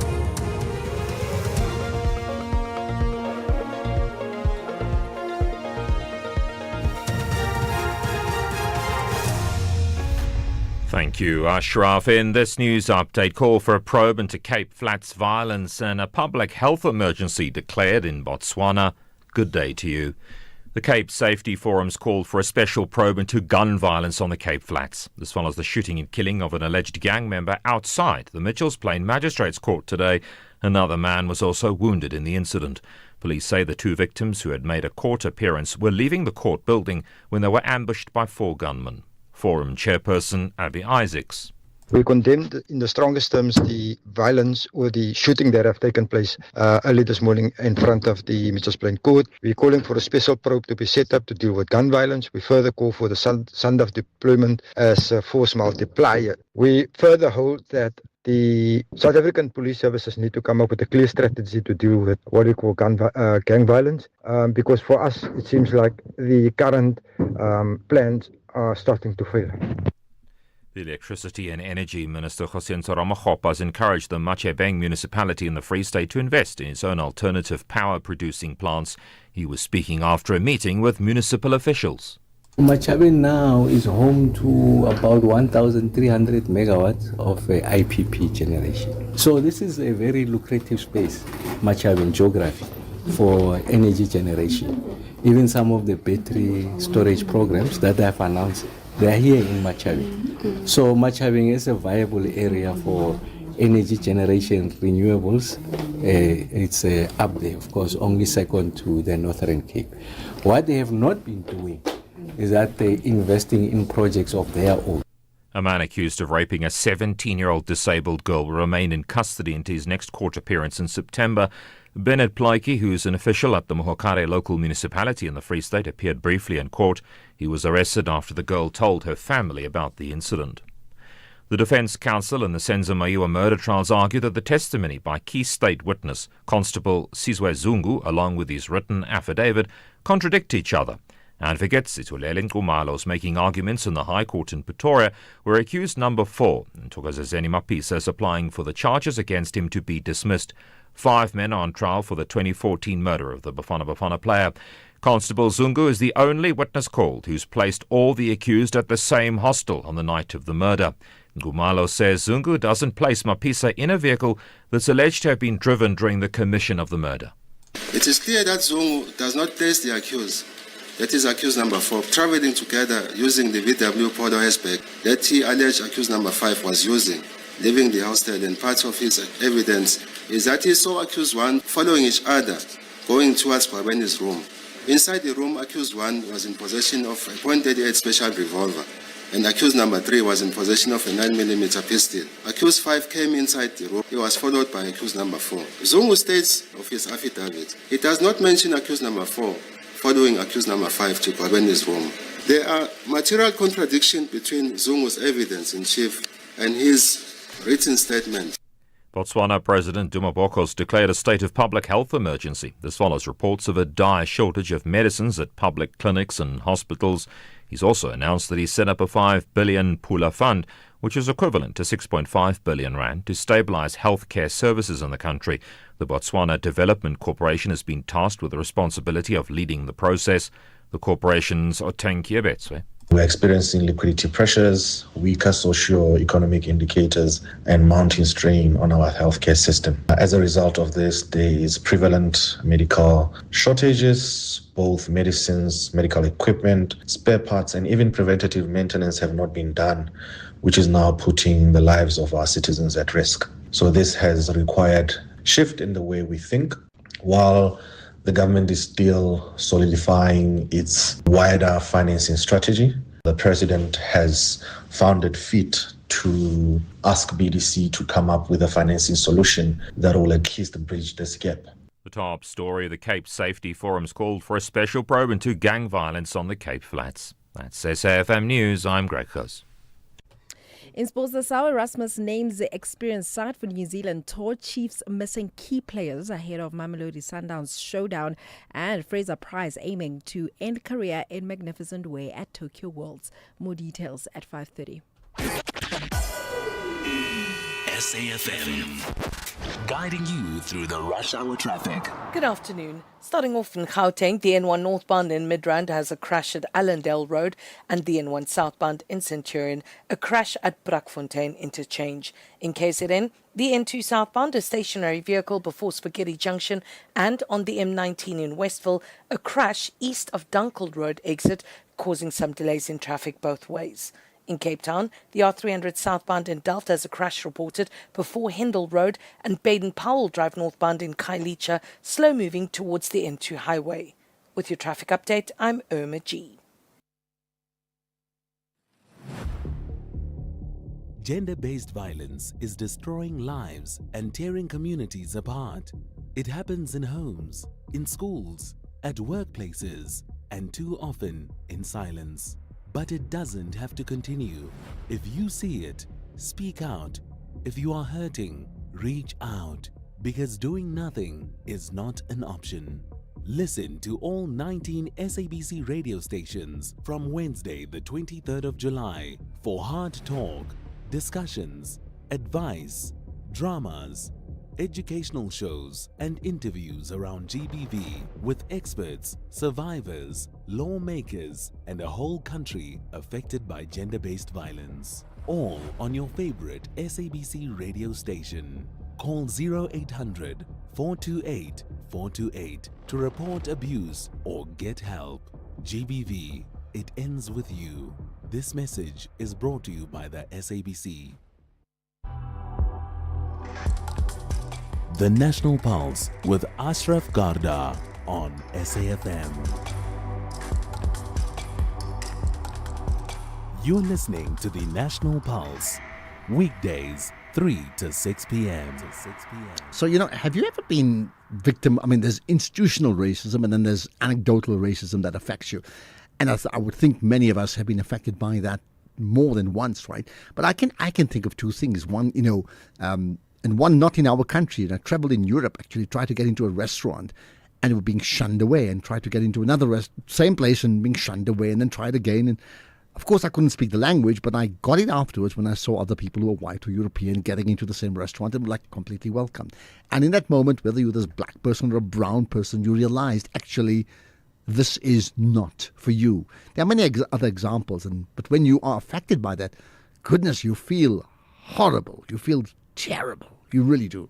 Now, I say that because there's been a story of racism with the Knysna High School been thrust now into the spotlight.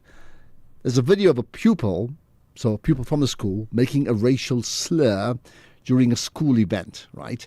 Now, the Cape Forum has released a statement condemning the actual video, the pronouncements. Let's find out more about it with Heinrich Weinhardt, who's the chairperson of the Cape Forum. Heinrich, appreciate your time. Thanks for connecting to us on the National Pulse. Assalamu alaikum, Ashraf. Thank you for the opportunity. Salam. Thanks for your time. Much appreciated.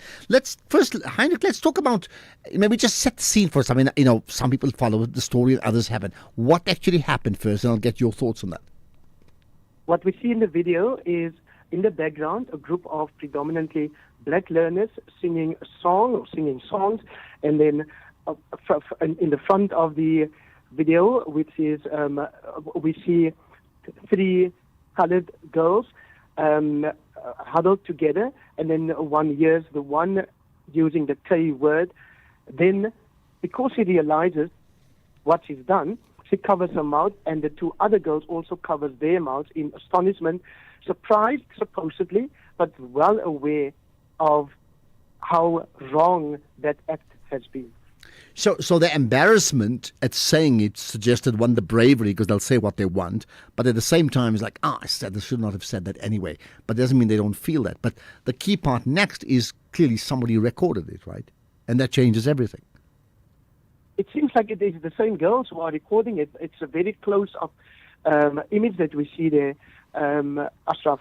And, the problem is that these videos are always distributed amongst first a group of friends, and then it goes wider, and ultimately it ends up on social media, where the rest of us then also get to see what happens when people trust each other enough to act in the irresponsible, awful, unacceptable way that these girls, from what we see in the video, have done.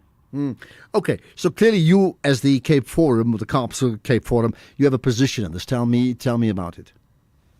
First of all, Cape Forum works in predominantly colored communities, and we use education to try and contribute to the eradication of poverty. That first, and also to try and help people to build their self-esteem, which is why we were very vocal in our criticism of the open chat podcast, where recently, racial slurs or stereotypes against colored people were used by a group of young black African then adults. So it is our responsibility, our duty, almost moral duty, to also then condemn what's happening in this video. Because in this case, you see colored against black racism. And this being done, which is the more shocking part, I guess, by young school children, those who are supposed to be freeborns, those who are supposed to have been liberated from the ugly language that we used against each other pre-1994, and sadly also still post-1994, even if it is to a lesser extent, it remains wrong. And what needs to happen now is that we need to help these young people to understand that the wrongness is not just a funny thing because they were laughing as if it was like, ooh, we weren't giggling, we weren't supposed to do that. So Cape Forum is not only condemning the act. We feel, particularly because it's young people, they need to be educated, which is why we're going to make an offer to the school to assist with cultural sensitivity workshops. To teach the senior learners at the school, I'm talking colored, black, and white, about the importance of the cultures of the other, if I can use that in inverted commas. Because maybe there's not a good enough understanding, Ashraf, of why the motto in the coat of arms speaks about unity in diversity. We need to talk more about the diversity, what it means, why it's important, and how we move forward by creating not just an understanding, but an appreciation. At Cape Forum, we believe that there should be mutual respect and recognition for every religion, every cultural group, or racial, if you like, so that people understand and learn to appreciate the other group's culture also, or traditions and beliefs. Now, when you go to Makkah, we need to explain to them why that's important for a Muslim person. Yeah, it's a good point. I mean, just understanding the cultural nuances of what is obvious to you is not obvious to another person, but it doesn't mean it's wrong. They just need to understand it. But I mean, to end with, I'm looking at your statement where you're saying, our biggest fear is that the matter will be treated as an isolated incident, while racist sentiments may in fact be present among more learners. We are also concerned about the origin of the learner's remark and call on the entire schooling community, learners, parents, teachers, staff, and local leaders to assist with the educational task. So, I mean, the first part is important, where you're suggesting that there's a sense that it's not isolated, it's not one person, it's a culture. It's how we have far too many people saying and doing things like this and think it's completely normal, isn't it? So respectfully, I wouldn't go as far as calling it a culture, but of course, racism, stereotypes, ugly comments about the other is always rooted in something. And I don't know if it's rooted in the community, the wider community, or whether it's rooted in the house, in households. Are parents talking in that way? Or might it be that at that specific school, groups of children are grouping together and talking about the other in the way that these colored well, I think you're right. African In this case, let me correct myself, because I think it's an important distinction. When I talk about the culture, I don't mean a culture of one group. I'm talking about the culture of racism, if you get my point, right? As opposed to saying that group practices more, racism than others. So it's not that sort of culture. But I am saying that there seems to be a culture of racism amongst people, whoever they may be, right? And they think it's completely normal. And you're suggesting that it does alert us to an urgent need as to how we are unable to address it even now. It is, the problem is that it is still okay for too many people to use this kind of language. And that's what we need to stop. Yeah. Okay. Well, let's leave it at that, and let that follow. But I think that point, the call for workshops has been called many times. Let's see what comes out of it this time around. Heinrich Beinhardt, the chairperson of the Cape Forum. It seems like often enough, when you have a situation in a school, there's an alert, there's an outrage, there's like, how can this be? And then suddenly there's some sort of action that takes place. I mean, I'm just thinking about, and I think it is at the school in Cape Town, I think it's at Pinelands, that, there was this whole issue about this mock slavery thing that took place. And we talked about it. And I can tell you now, between myself and Keys and Temba, we then tried to do follow-ups with the school. Do you think they wanted to speak to us about it? No. We could never do follow-ups. They just decided, the matter is being investigated and just nothing else, which really sweeps the whole matter under the carpet, and something of not just Pineland's high interest, but of national interest because of that playing out. So, Heinrich, appreciate your time. Heinrich Beinhardt, the chairperson of the Cape Forum. By the way, we'll chat to Neville Mike here, the Brand SA CEO, coming up just now, because South Africa, Ramaphosa and the team, they've been in Japan, they're now in India. We'll talk about that next. If you think you cannot afford a lawyer, think again. Clientele Legal has made professional legal services affordable for you. Whether it's a civil, criminal, or labor-related matter, we have a nationwide panel of attorneys standing by to assist you. SMS SAFM to 32195. That's SAFM to 32195 and we'll call you back. Clientele General is a licensed non-life insurer and an authorized FSP. Standard rates and terms and conditions apply.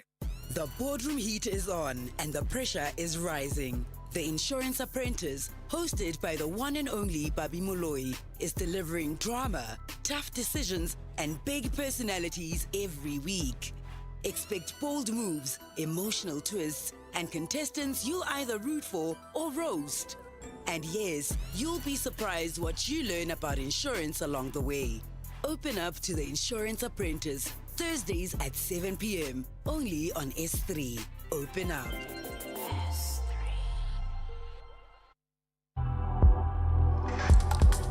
Ashraf Garda on the National Pulse. All right, let's get some of your thoughts. And as per usual, we get diverse opinions around the country and sometimes even from abroad as well if you're listening via live streaming. So good to hear from you always, right?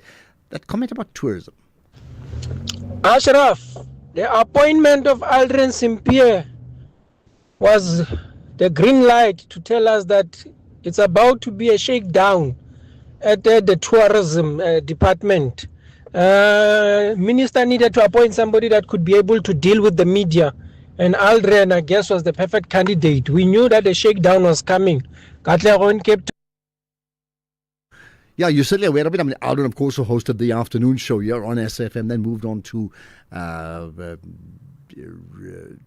channel, in fact, right, Newsroom Africa, and now, of course, he's with SA Tourism. So, yeah, let's see interesting things developing in that space. Here's another voice note. Good afternoon, Ashraf and SAFM listeners. The problem with the ANC, the reason why it has lost its power and where it is right now, where the likes of Naledi Pandor are not happy about it, is the fact that it has failed to make its members account, and those who are doing wrong things have gone unpunished. Thank you. Okay, thanks for that. There's another one we've got. Here's one.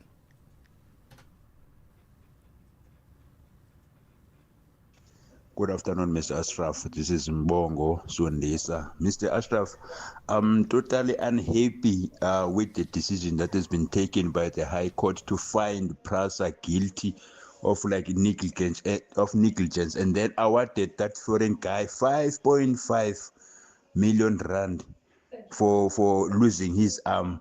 You see, passengers, when we bought trains, there are these guys who will stand against the door, block it so that it does not close. And even though the train is full, people, they keep coming in and they block the door. So why is it Prasa's fault for people not closing the door? It's totally unfair. I think Prasa should take this one on appeal. It's really, really totally unfair.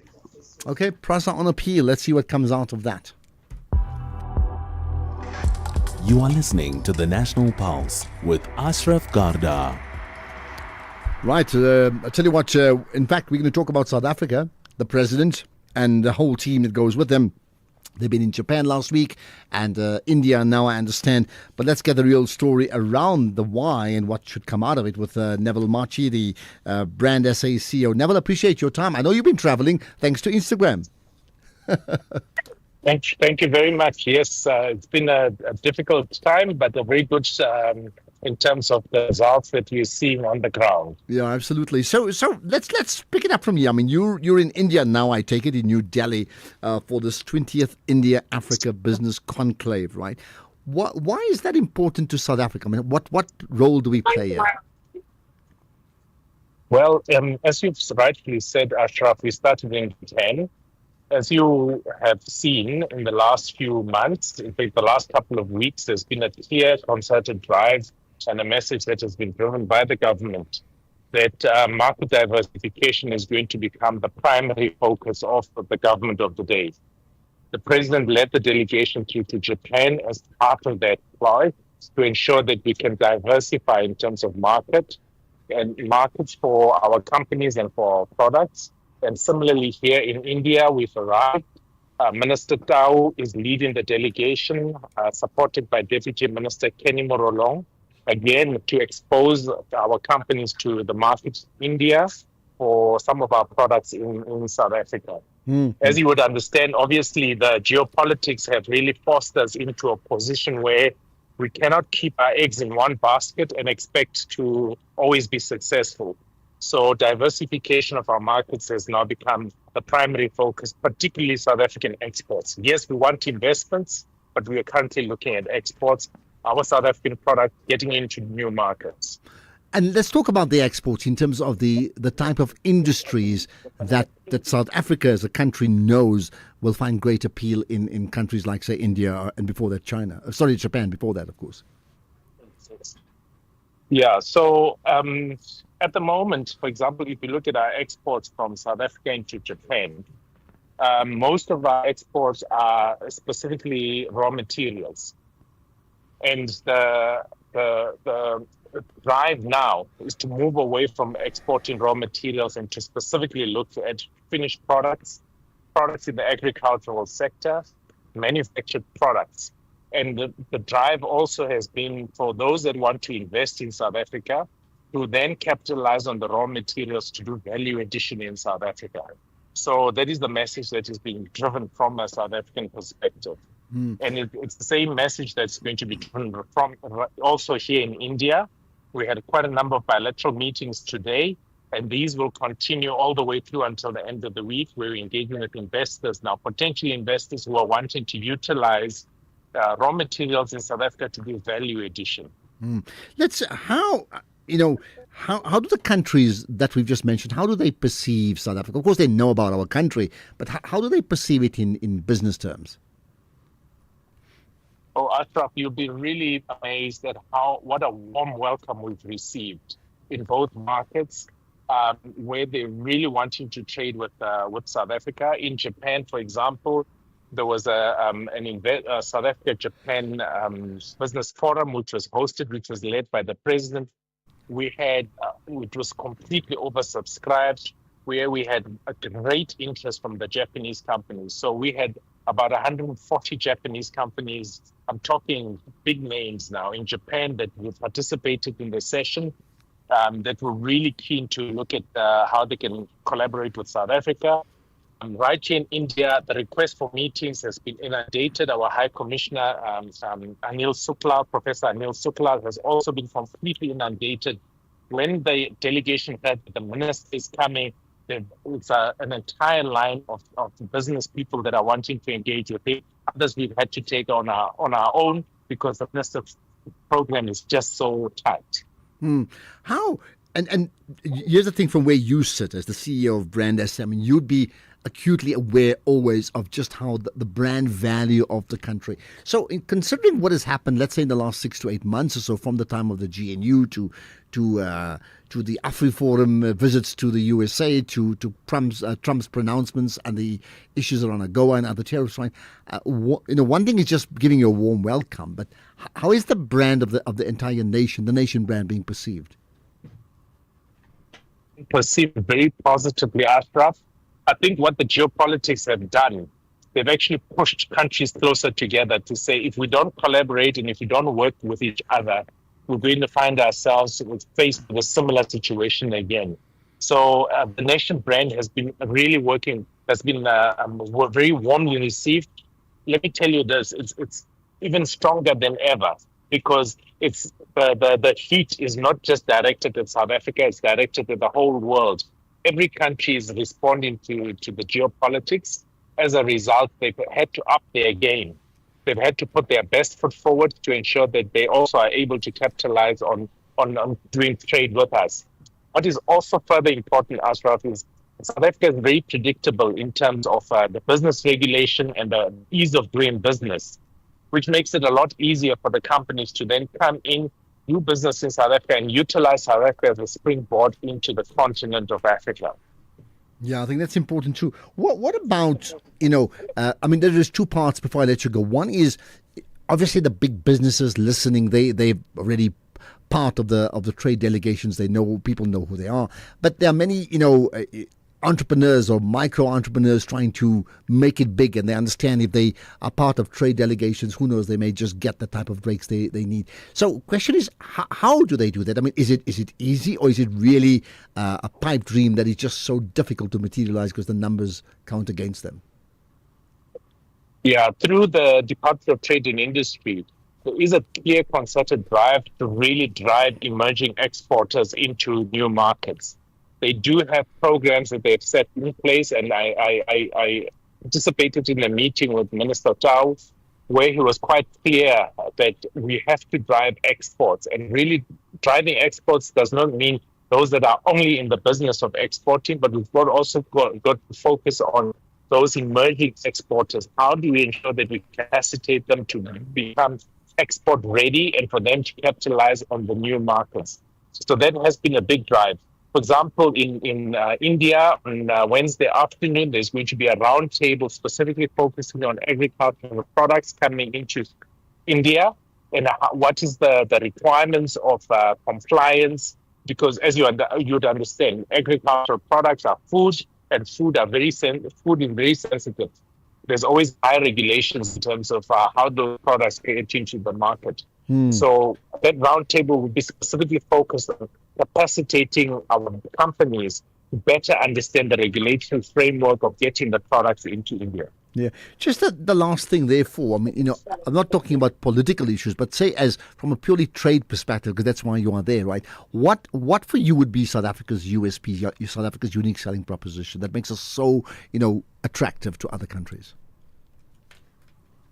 Over and above, of course, our diversification in terms of how our product lines are. South Africa has always been seen as the best country to do business with. As I've indicated, we've got a predictable framework of doing business. We've got a very supportive government that clearly is on the side of investors. Both for Japan and for India, we've seen a huge improvement in terms of regulatory framework for businesses that are coming into South Africa in a visa regime. We've seen also an improvement in terms of climate of doing business in South Africa.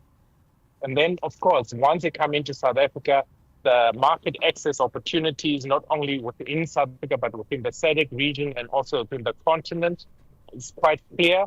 And of course, the infrastructure, the ports, the transportation of goods and cargo into the markets. So all those become really our clear, unique selling points as South Africa. That South Africa is a destination where you can actually come in, settle, do business, and you're able to actually also do business not only within the country, but also with the neighboring countries. And you can also export from South Africa into other markets. Okay, well, hopefully people makes notes of all of those things. Neville Marchi, thanks for your time, Brand SA CEO. And this reflecting on the 20th India, it's number 20, can you believe it? India-Africa Business Conclave.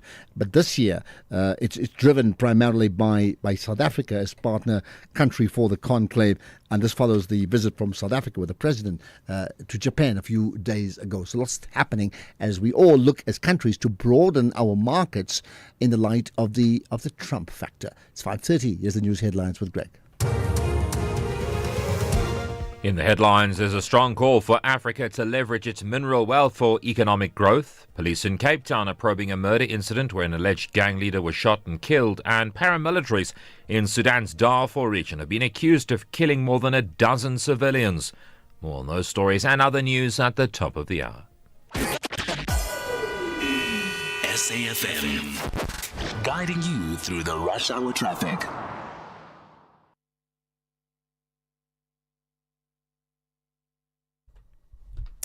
Well, let's start off with rugby this hour, where Rassie Erasmus has backed continuity for the Springboks' pivotal two-test tour of New Zealand, naming a 36-man group that will look to keep South Africa's rugby championship defence alive in back-to-back showdowns against the All Blacks. The Bok coach retained almost the entire squad that featured in the opening two rounds against Australia, with only Kobus Visser dropping out and veteran wing Makazole Mapimpi recalled to bolster the back pick three stocks in the absence of Kurtley Arendse and Edwell van der Merwe. South Africa face the All Blacks at Eden Park in Auckland on the 6th of September before moving to Sky Stadium in Wellington a week later. Matches that could prove decisive in a rugby championship campaign where all four teams currently sit on 1 win apiece. Erasmus says that the squad's familiarity and fitness would be key in tackling the toughest away trip in world rugby. Then in cricket, Proteas captain Themba Bavuma says that they still have a long way in putting together a strong team for the ODI World Cup in 2027. South Africa lost the third and final ODI against Australia yesterday by 276 runs, but won the series 2-1. They'll be heading to the UK tomorrow for a 3-match ODI series against England, after which they'll also play 3 T20 internationals. To be honest, I think we're quite far, to be honest. I mean, as you would have seen within the team now, you're seeing new faces in the team. And I think that's all part of us being in that exploration phase, if I could say, getting to understand guys, what roles that they can fulfill within the team, understanding what they bring in from a personality point of view. We do have time. I think it's probably 2 years or so left, so 2 years still. So, yeah, we're definitely not close to where we want to be as a team. I think as much as we won the series, but we felt that we weren't anywhere near our best. So I guess that's exciting as well to see us, when we start playing close to 100%. We have obviously the series coming up against the UK, and I think you'll probably see a lot more of that, balls flying around there in the UK. So, yeah, we just need to keep getting better as a team. Well, then in football, it's usual suspects in the MTN 8 final this season, with Stellenbosch FC to face a repeat of last season's final against Orlando Pirates. Stellies advanced to the last two with an 1-1 draw against Kukuni United yesterday, advancing via a 3-1 aggregate win, while the Buccaneers booked their spot by edging Mamelodi Sundowns in a dramatic penalty shootout. Barker says that reaching finals consistently is a mark of progress and gives his team a real opportunity to bring silverware back to the club. Footballers put in the effort each and every day and train hard and have dreams and have ambitions. So, we've got a massive ambition to lift trophies, and the MTN is now one game away from achieving that. So it doesn't help, it's not about redemption, it's not about anything. The Pirates have changed players, they've got a new coach, it's a new game. All I hope is that the game doesn't end up, being decided by a controversial moment either way for either team, and it's just a fair contest. But yeah, they're obviously a good team. They showed midweek how good they are when they dominate us for the first 20-25 minutes. So a lot of lessons for us to learn from that. Meanwhile, Pirates coach Abdeslam Wadu says though it's great to reach a cup final just 2 months into his new job, he thinks there's no time to bask in excitement. I'm very happy, of course, but I will surprise you if when I will left this room, my mind will be for the game of Orbit. Because it's like that. We don't have time to celebrate like that. As a coach, you have to quickly to think for the next game. So I'm happy. I'm doing my job. That's it. And next time I will go to prepare the plan, the strategy for the next game, and the things are going on, and that's it. Elsewhere, Bukayo Saka faces being ruled out of action for up to 4 weeks, meaning he's set to miss Arsenal's game at Liverpool on Sunday, as well as England's World Cup qualifiers against Andorra and Serbia next month. The 23-year-old went off with a hamstring injury in Saturday's home win against Leeds United. Also, Arsenal captain Martin Odegaard is doubtful for the match at Anfield as a result of shoulder injury suffered in the victory against Leeds. In tennis, Novak Djokovic fears that his lack of physical condition may come back to taunt him as he chases a record 25th Grand Slam singles title at the US Open. The 38-year-old started with the 6-1, 7-6, 6-2 win over US teenager Lerner Teen in 2 hours and 25 minutes on the Arthur Ashe Stadium court. But Djokovic, who needed a lengthy medical timeout to treat a blister on his right foot between the second and third sets, admitted afterwards that he was worried by a sudden loss of stamina during that second set and I was really hoping that this US Open he would be able to get that 25th Grand Slam singles title, but I guess we'll just have to wait and see.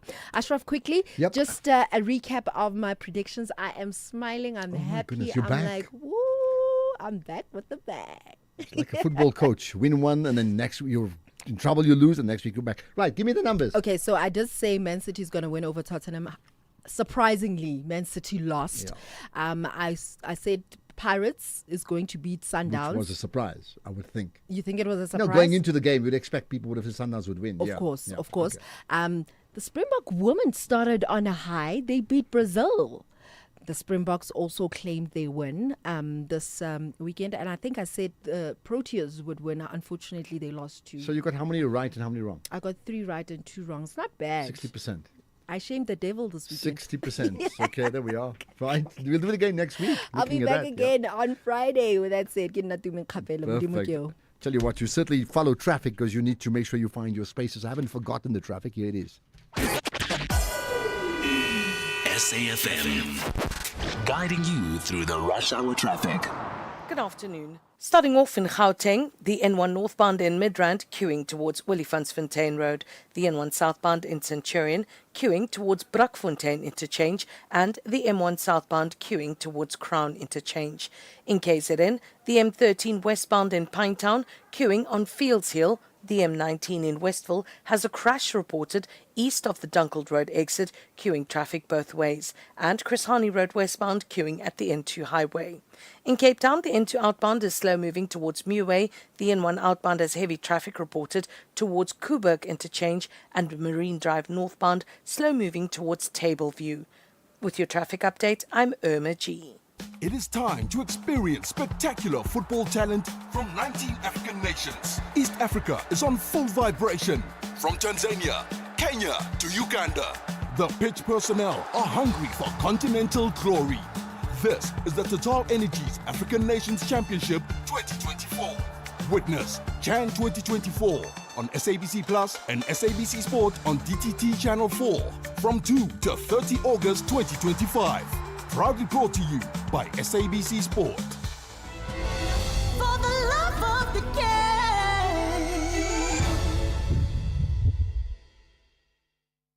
Think about 6 years ago, when Amapiano was just a musical instrument, when streaming meant watching water flow, not videos online, and remote work was only said when your remote batteries died. So it makes you wonder, what will the next 6 years bring? All Hino trucks now come standard with a 6-year drivetrain warranty, covering everything from pistons to gears. So although a lot can change in 6 years, our warranty promise won't. T's and C's apply. Hino, all the way. Economic news on SAFM. Facts and figures you can count on. I'm waiting for a young light here, 18-year-old, to phone in on the show just now with some strong socio-political views. That comes up in a moment, if anything.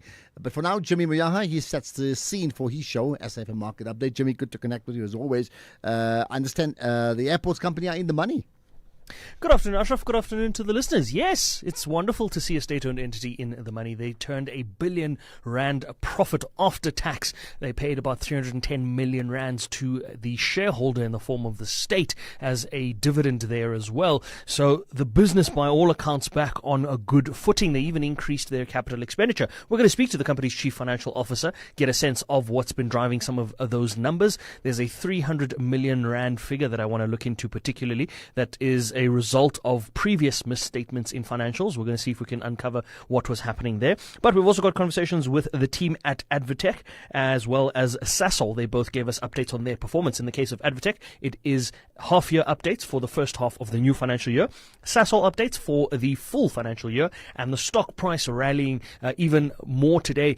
The stock price rallied last week when we got an update from a trading perspective. They gave us a trading statement update about what we can expect to see in these results, and the results didn't really disappoint if we look at where Sasol has come from. So we've got those results coming up on the show. Then we've got a conversation with the team at Nedbank Private Wealth around long-term investing and staying in the market even when the market gets difficult to stay in. And then we're going to wrap up the show with a digital drive feature. We've got our resident tech and EV specialist Nafisa Akabor back from her travels. We're going to take a look at some interesting checklists that she's put together if you are looking to travel to China from a tech point of view. Now, I've gone through this checklist and I can say that some of the insights in there I wish I had known before I took my trip to China. So that's quite a bit to look forward to in the show later on. Before we get to that, markets have had a better day, better start to the week. Final week of August, of course. So lots to digest and process. And if we look at the rand, that is stronger at the moment against all of the major currencies, back at 17.58 against the US dollar. About 23.73 against the British pound, 20 rand 54 against the euro, and about 11 rand 43 against the Australian dollar.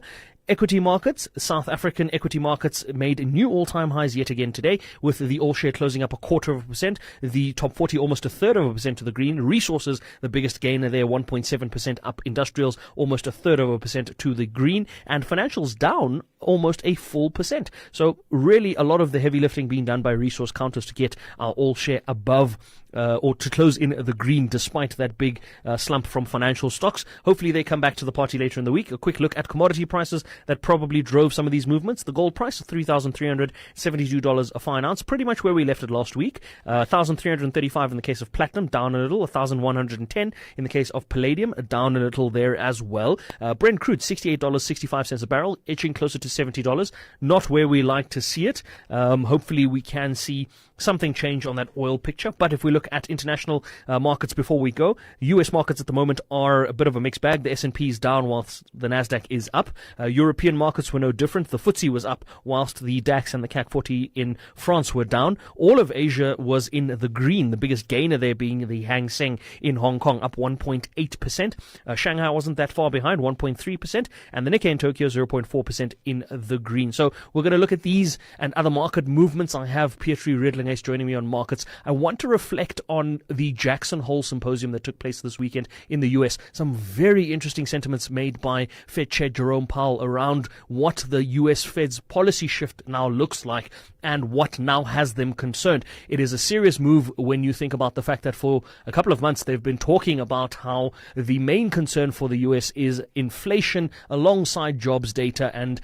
the strength of the labor market. They're now putting inflation aside and saying we're seriously concerned about the job market. And I want to get a sense of what that means for interest rate decisions. We know that we're expecting rate cuts and all sorts of other information out of the United States. But that conversation will have to happen after the 6 p.m. news. For now, Ashraf, back to you. All right, perfect. Looking forward to your show, 6 to 7. So it comes up in 15 minutes' time or so. The next show that comes up is your show. I listen to you. You're on the pulse, aren't you? Ashraf Garda on the National Pulse. Right, lots of comments about some of the issues from around the world, including the Ukraine. Here we go. Afternoon, Ashraf. Afternoon, South Africa. The Ukraine-Russia war must squarely be blamed on NATO for violating the Minsk agreement not to move east towards Russia. Just imagine Russia moving towards next to America, putting its missiles in Mexico and in Cuba. Will America allow it? Russia mustn't allow it. Actually, if needs be, must take over Ukraine and become part of Russia. Major from Guatemala. But why would you think they should take over? That's like annexing another whole country. I hear your first part about defense, but that means you must annex another whole country? Sure, man. You don't want to do that, do you? Yes, Raf. Julius Malema, when he has to face the truth regarding foreign nationals, he gets drunk. Just drunk by the way to foreign national. How could you say you need one president, one parliament in Africa? We are already struggling. We are struggling with foreigners, some of us. Then how are you going to cope with that? That many just get drunk every day when he has to talk about foreign nationals. And he missed the point to talk directly. I think it would be Dan Kruger's. Okay, Peter. Well, drunk, as in I would think you mean doesn't know what he's talking about. I wonder if others agree. Good day, Ashraf and this FM listeners. Ashraf, this thing is becoming worrisome. Is there a day which can pass if you listen to the news bulletin from morning to sunset, whereby you won't hear about so and so has been shot, so and so has been killed? This thing is becoming worrisome. Something needs to be done because the country can't go on like this. Every day you open the radio, it's so and so has been killed. Thanks, James Jonesberg. Well, I completely agree. And you know, James, the problem is going on for years, like 10 years, 20 years, even longer. It's the most normal thing in our world. And that's sad. Ashraf, this wise man here, Limpopo. I've listened to Naledo Pando. She fired a big shot to ANC. You know, I don't think ANC will call her for DC. Like as ANC said about Senzo and Gigaba. Let's watch and see what will happen. Okay, just help me if I'm right. I mean, she's not part of the NEC any longer, is she? I think that is the difference. But if I'm wrong, just correct me on that one. Good afternoon, Ashraf and the listeners of SFM. Ashraf, the trade deals between America and South Africa is based on the terms and the condition that America wants from us. If we try to do trade with other countries, they will deliberately bullying us or try to sanction us just to put fear on our government. The act is, if we are one of their island, they will try to manipulate our currency every time we are doing better with other countries. Brandma by Project. Okay, got that. Well, you may well be right. I was actually fighting about the same thing last night on Reuters, and I think you know Reuters. Well, all your news team should know Reuters website. I was fighting with an American, bit of a cocky guy, and I actually didn't realize there were only 2 or 3 countries in Africa that only got 30% tariffs. All the others got 15%. So maybe our negotiation team was also not that hot when they went to the States. That's all I'm saying. All right.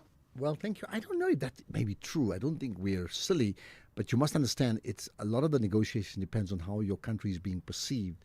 And if your country is being perceived as, like, let's call it in inverted commas, the enemy, then it's very difficult for you to state your case. And my understanding is that that situation with the USA has not moved because the US has got a very, very firm picture on how they perceive South Africa, and they're playing that out.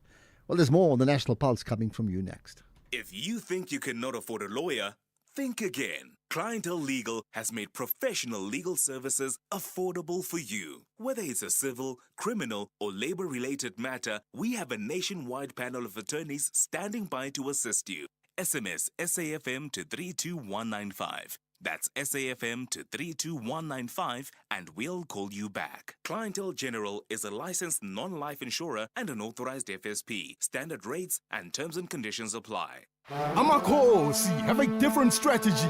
They want to collect maximum points in the early days of the season. While reigning champions Masandawana want to sing their happy song, Double Yellow. This is the Betway Premiership. Lisekasini. Catch Mzansi's Clash of Giants, Kaizer Chiefs versus Mamelodi Sundowns, this Wednesday, 27 August at 6:30 p.m. Live on SABC3 and SABC Plus. Then on SABC radio stations at 7:30. Proudly brought to you by SABC Sport. For the love of the game. From the brilliant buzz of Joburg to the beautiful beaches of the Eastern Cape, Fly Safair has you covered. That's right, from 1st November, we'll be flying from Lanseria Airport to both East London and PE, just in time for the holiday rush. Tickets are on sale now from only 770 Rand. So whether it's for work or play, plan your Eastern Cape escape from Lanseria or vice versa. Book now at flysafair.co.za. Fly Safair, for the love of flying. T's and C's apply. Ashraf Garda is streaming live now on Facebook, YouTube, and X at SAFM Radio. You're listening to the National Pulse. Here's a question. I wonder if the issue of those lucrative salaries and those mouth-watering benefits like free cars will feature in the national dialogue. Somebody else said, like, what would Siya Kolisi do? How can he contribute to the national dialogue? Are we being unkind to him? Because the point is like, so what does he know? Think about it.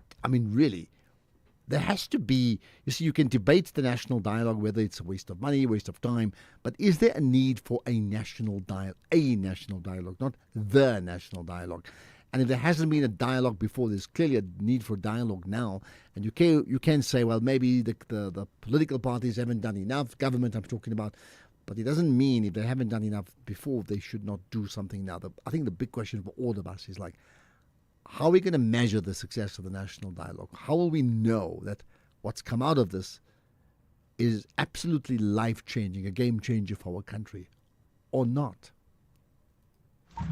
Greeting, Ashraf. It's Nandi in Durban. Great show as always. I'm listening to you guys talking about the Malema's, not to say vision, because as your speaker did mention it, it's something that has been spoken about in the past before.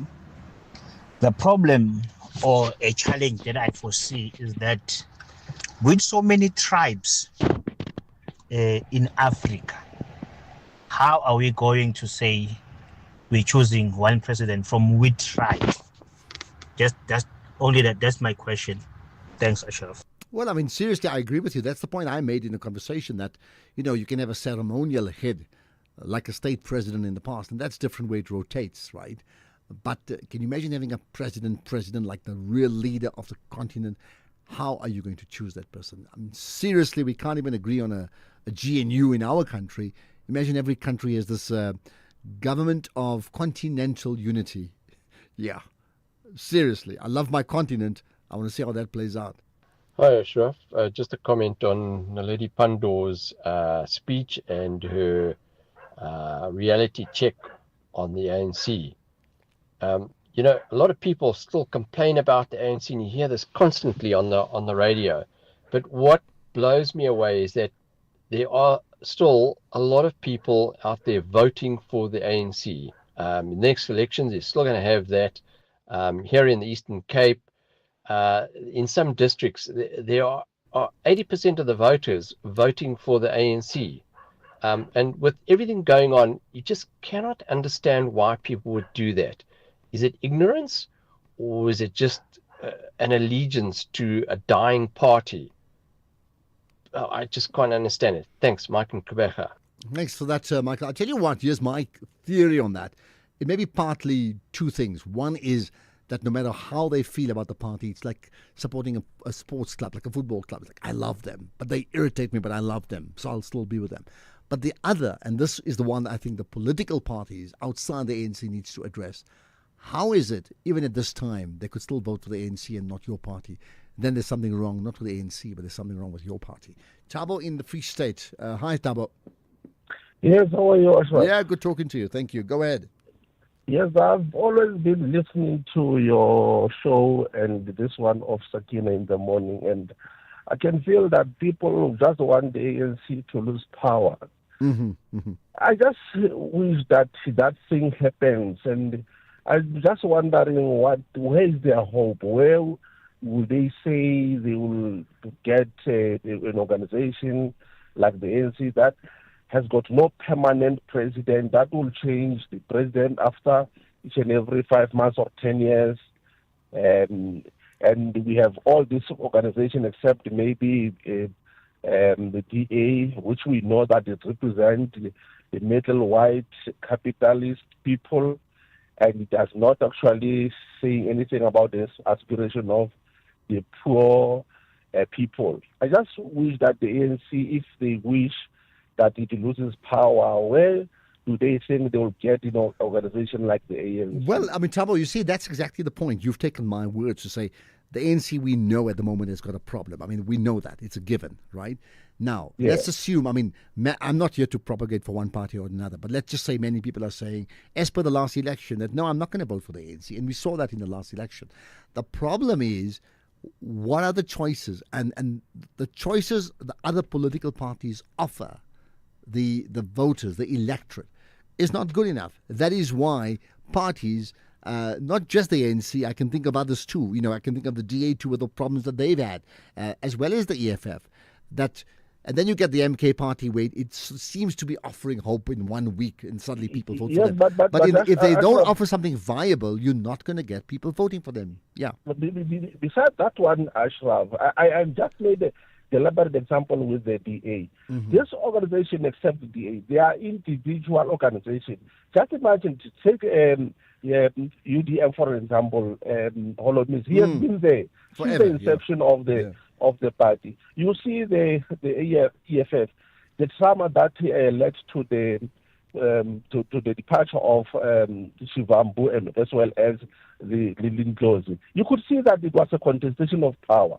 So these all other organizations, they are individual, private, family organizations. You see, so I'm wondering where will they put their trust in if they just wish that, in fact, everybody, they are just talking about it. The ANC lose power. We know that the ANC has got challenges. And we are Thabo, I think you've made your point, and I've given you the time to do that. So let's leave it at that. I want to pick up some other comments as well from others too. Thank you for that. Well, it is the big challenge. So you've got a problem with the ANC. So what? Meaning, who's filling in that space? Who is filling up that space? You tell me. Who is filling up that space that can convince people to move in one fell swoop? Tim Singh, Ashraf, you and all radio talk show presenters in the country should be at the National Dialogue. I thought we are there already. In fact, this is the National Dialogue. But I get your point. Thank you for that. I tell you what, it would be great if we could, really speaking. Here's one. Good evening, Ashraf, and good evening to SFM listeners. You know, Ashraf, this talk of Pan-Africanism is actually a very funny talk and a very funny chat to us. Because if you are to look here in South Africa, even migrants do not stay with one another. Zimbabweans, they stay with Zimbabweans, and sometimes they get along with Malawans. But then Ghanaians and Nigerians, they are together, and Somalians and Pakistanis, sometimes they are together. So some of these people do not even get along. They have hatred for one another. Even in Africa as a whole, there's a whole lot of tribalism going on. But then people, they say they want us to unite. But then the funny part is that the unification, they only want it to happen in South Africa. Because we as South Africans were not fighting to go to anywhere else in Africa besides South Africa. Okay, I got that. Well, yeah, that's why I said I'm fine with, no visa for the continent, absolutely. And the same free movement like the European Union has got, and ideally even one currency too, absolutely. Beyond that, sure, one president, one army, no. Really, you convinced me that that's possible, and I'll tell you. I was actually fighting about the same thing last night on Reuters, and I think you know Reuters. Well, all your news team should know Reuters website. I was fighting with an American, a bit of a cocky guy, and I actually didn't realize there were only 2 or 3 countries in Africa that only got 30% tariffs. All the others got 15%. So maybe our negotiation team is also not that hot when they went to the States. Okay, sorry, I think I played that again. I played that again. Sometimes these things just don't delete. My apology for that. Here's the last one I can play, and it is about state capture. Hi, Ashraf. Flavian here from Johannesburg. State capture. Zuma was captured by the Guptas. Is Rupert a member of government? Is he a member of our diplomatic corps? Is it not state capture that he is the one negotiating for the president of the country to meet the president of United States? Is it not state capture? Just a question. No, it can't be state capture. It's what political leaders of different countries do even when they don't like each other. They need to meet. That's the show. We'll do it again tomorrow, right? I hope you enjoyed it. Can we commit 3 o'clock tomorrow, 3 to 6 for the National Pulse, the next edition of it all? Right now, have a magic weekend, but it's Greg here with in the hot seat with the news at 6.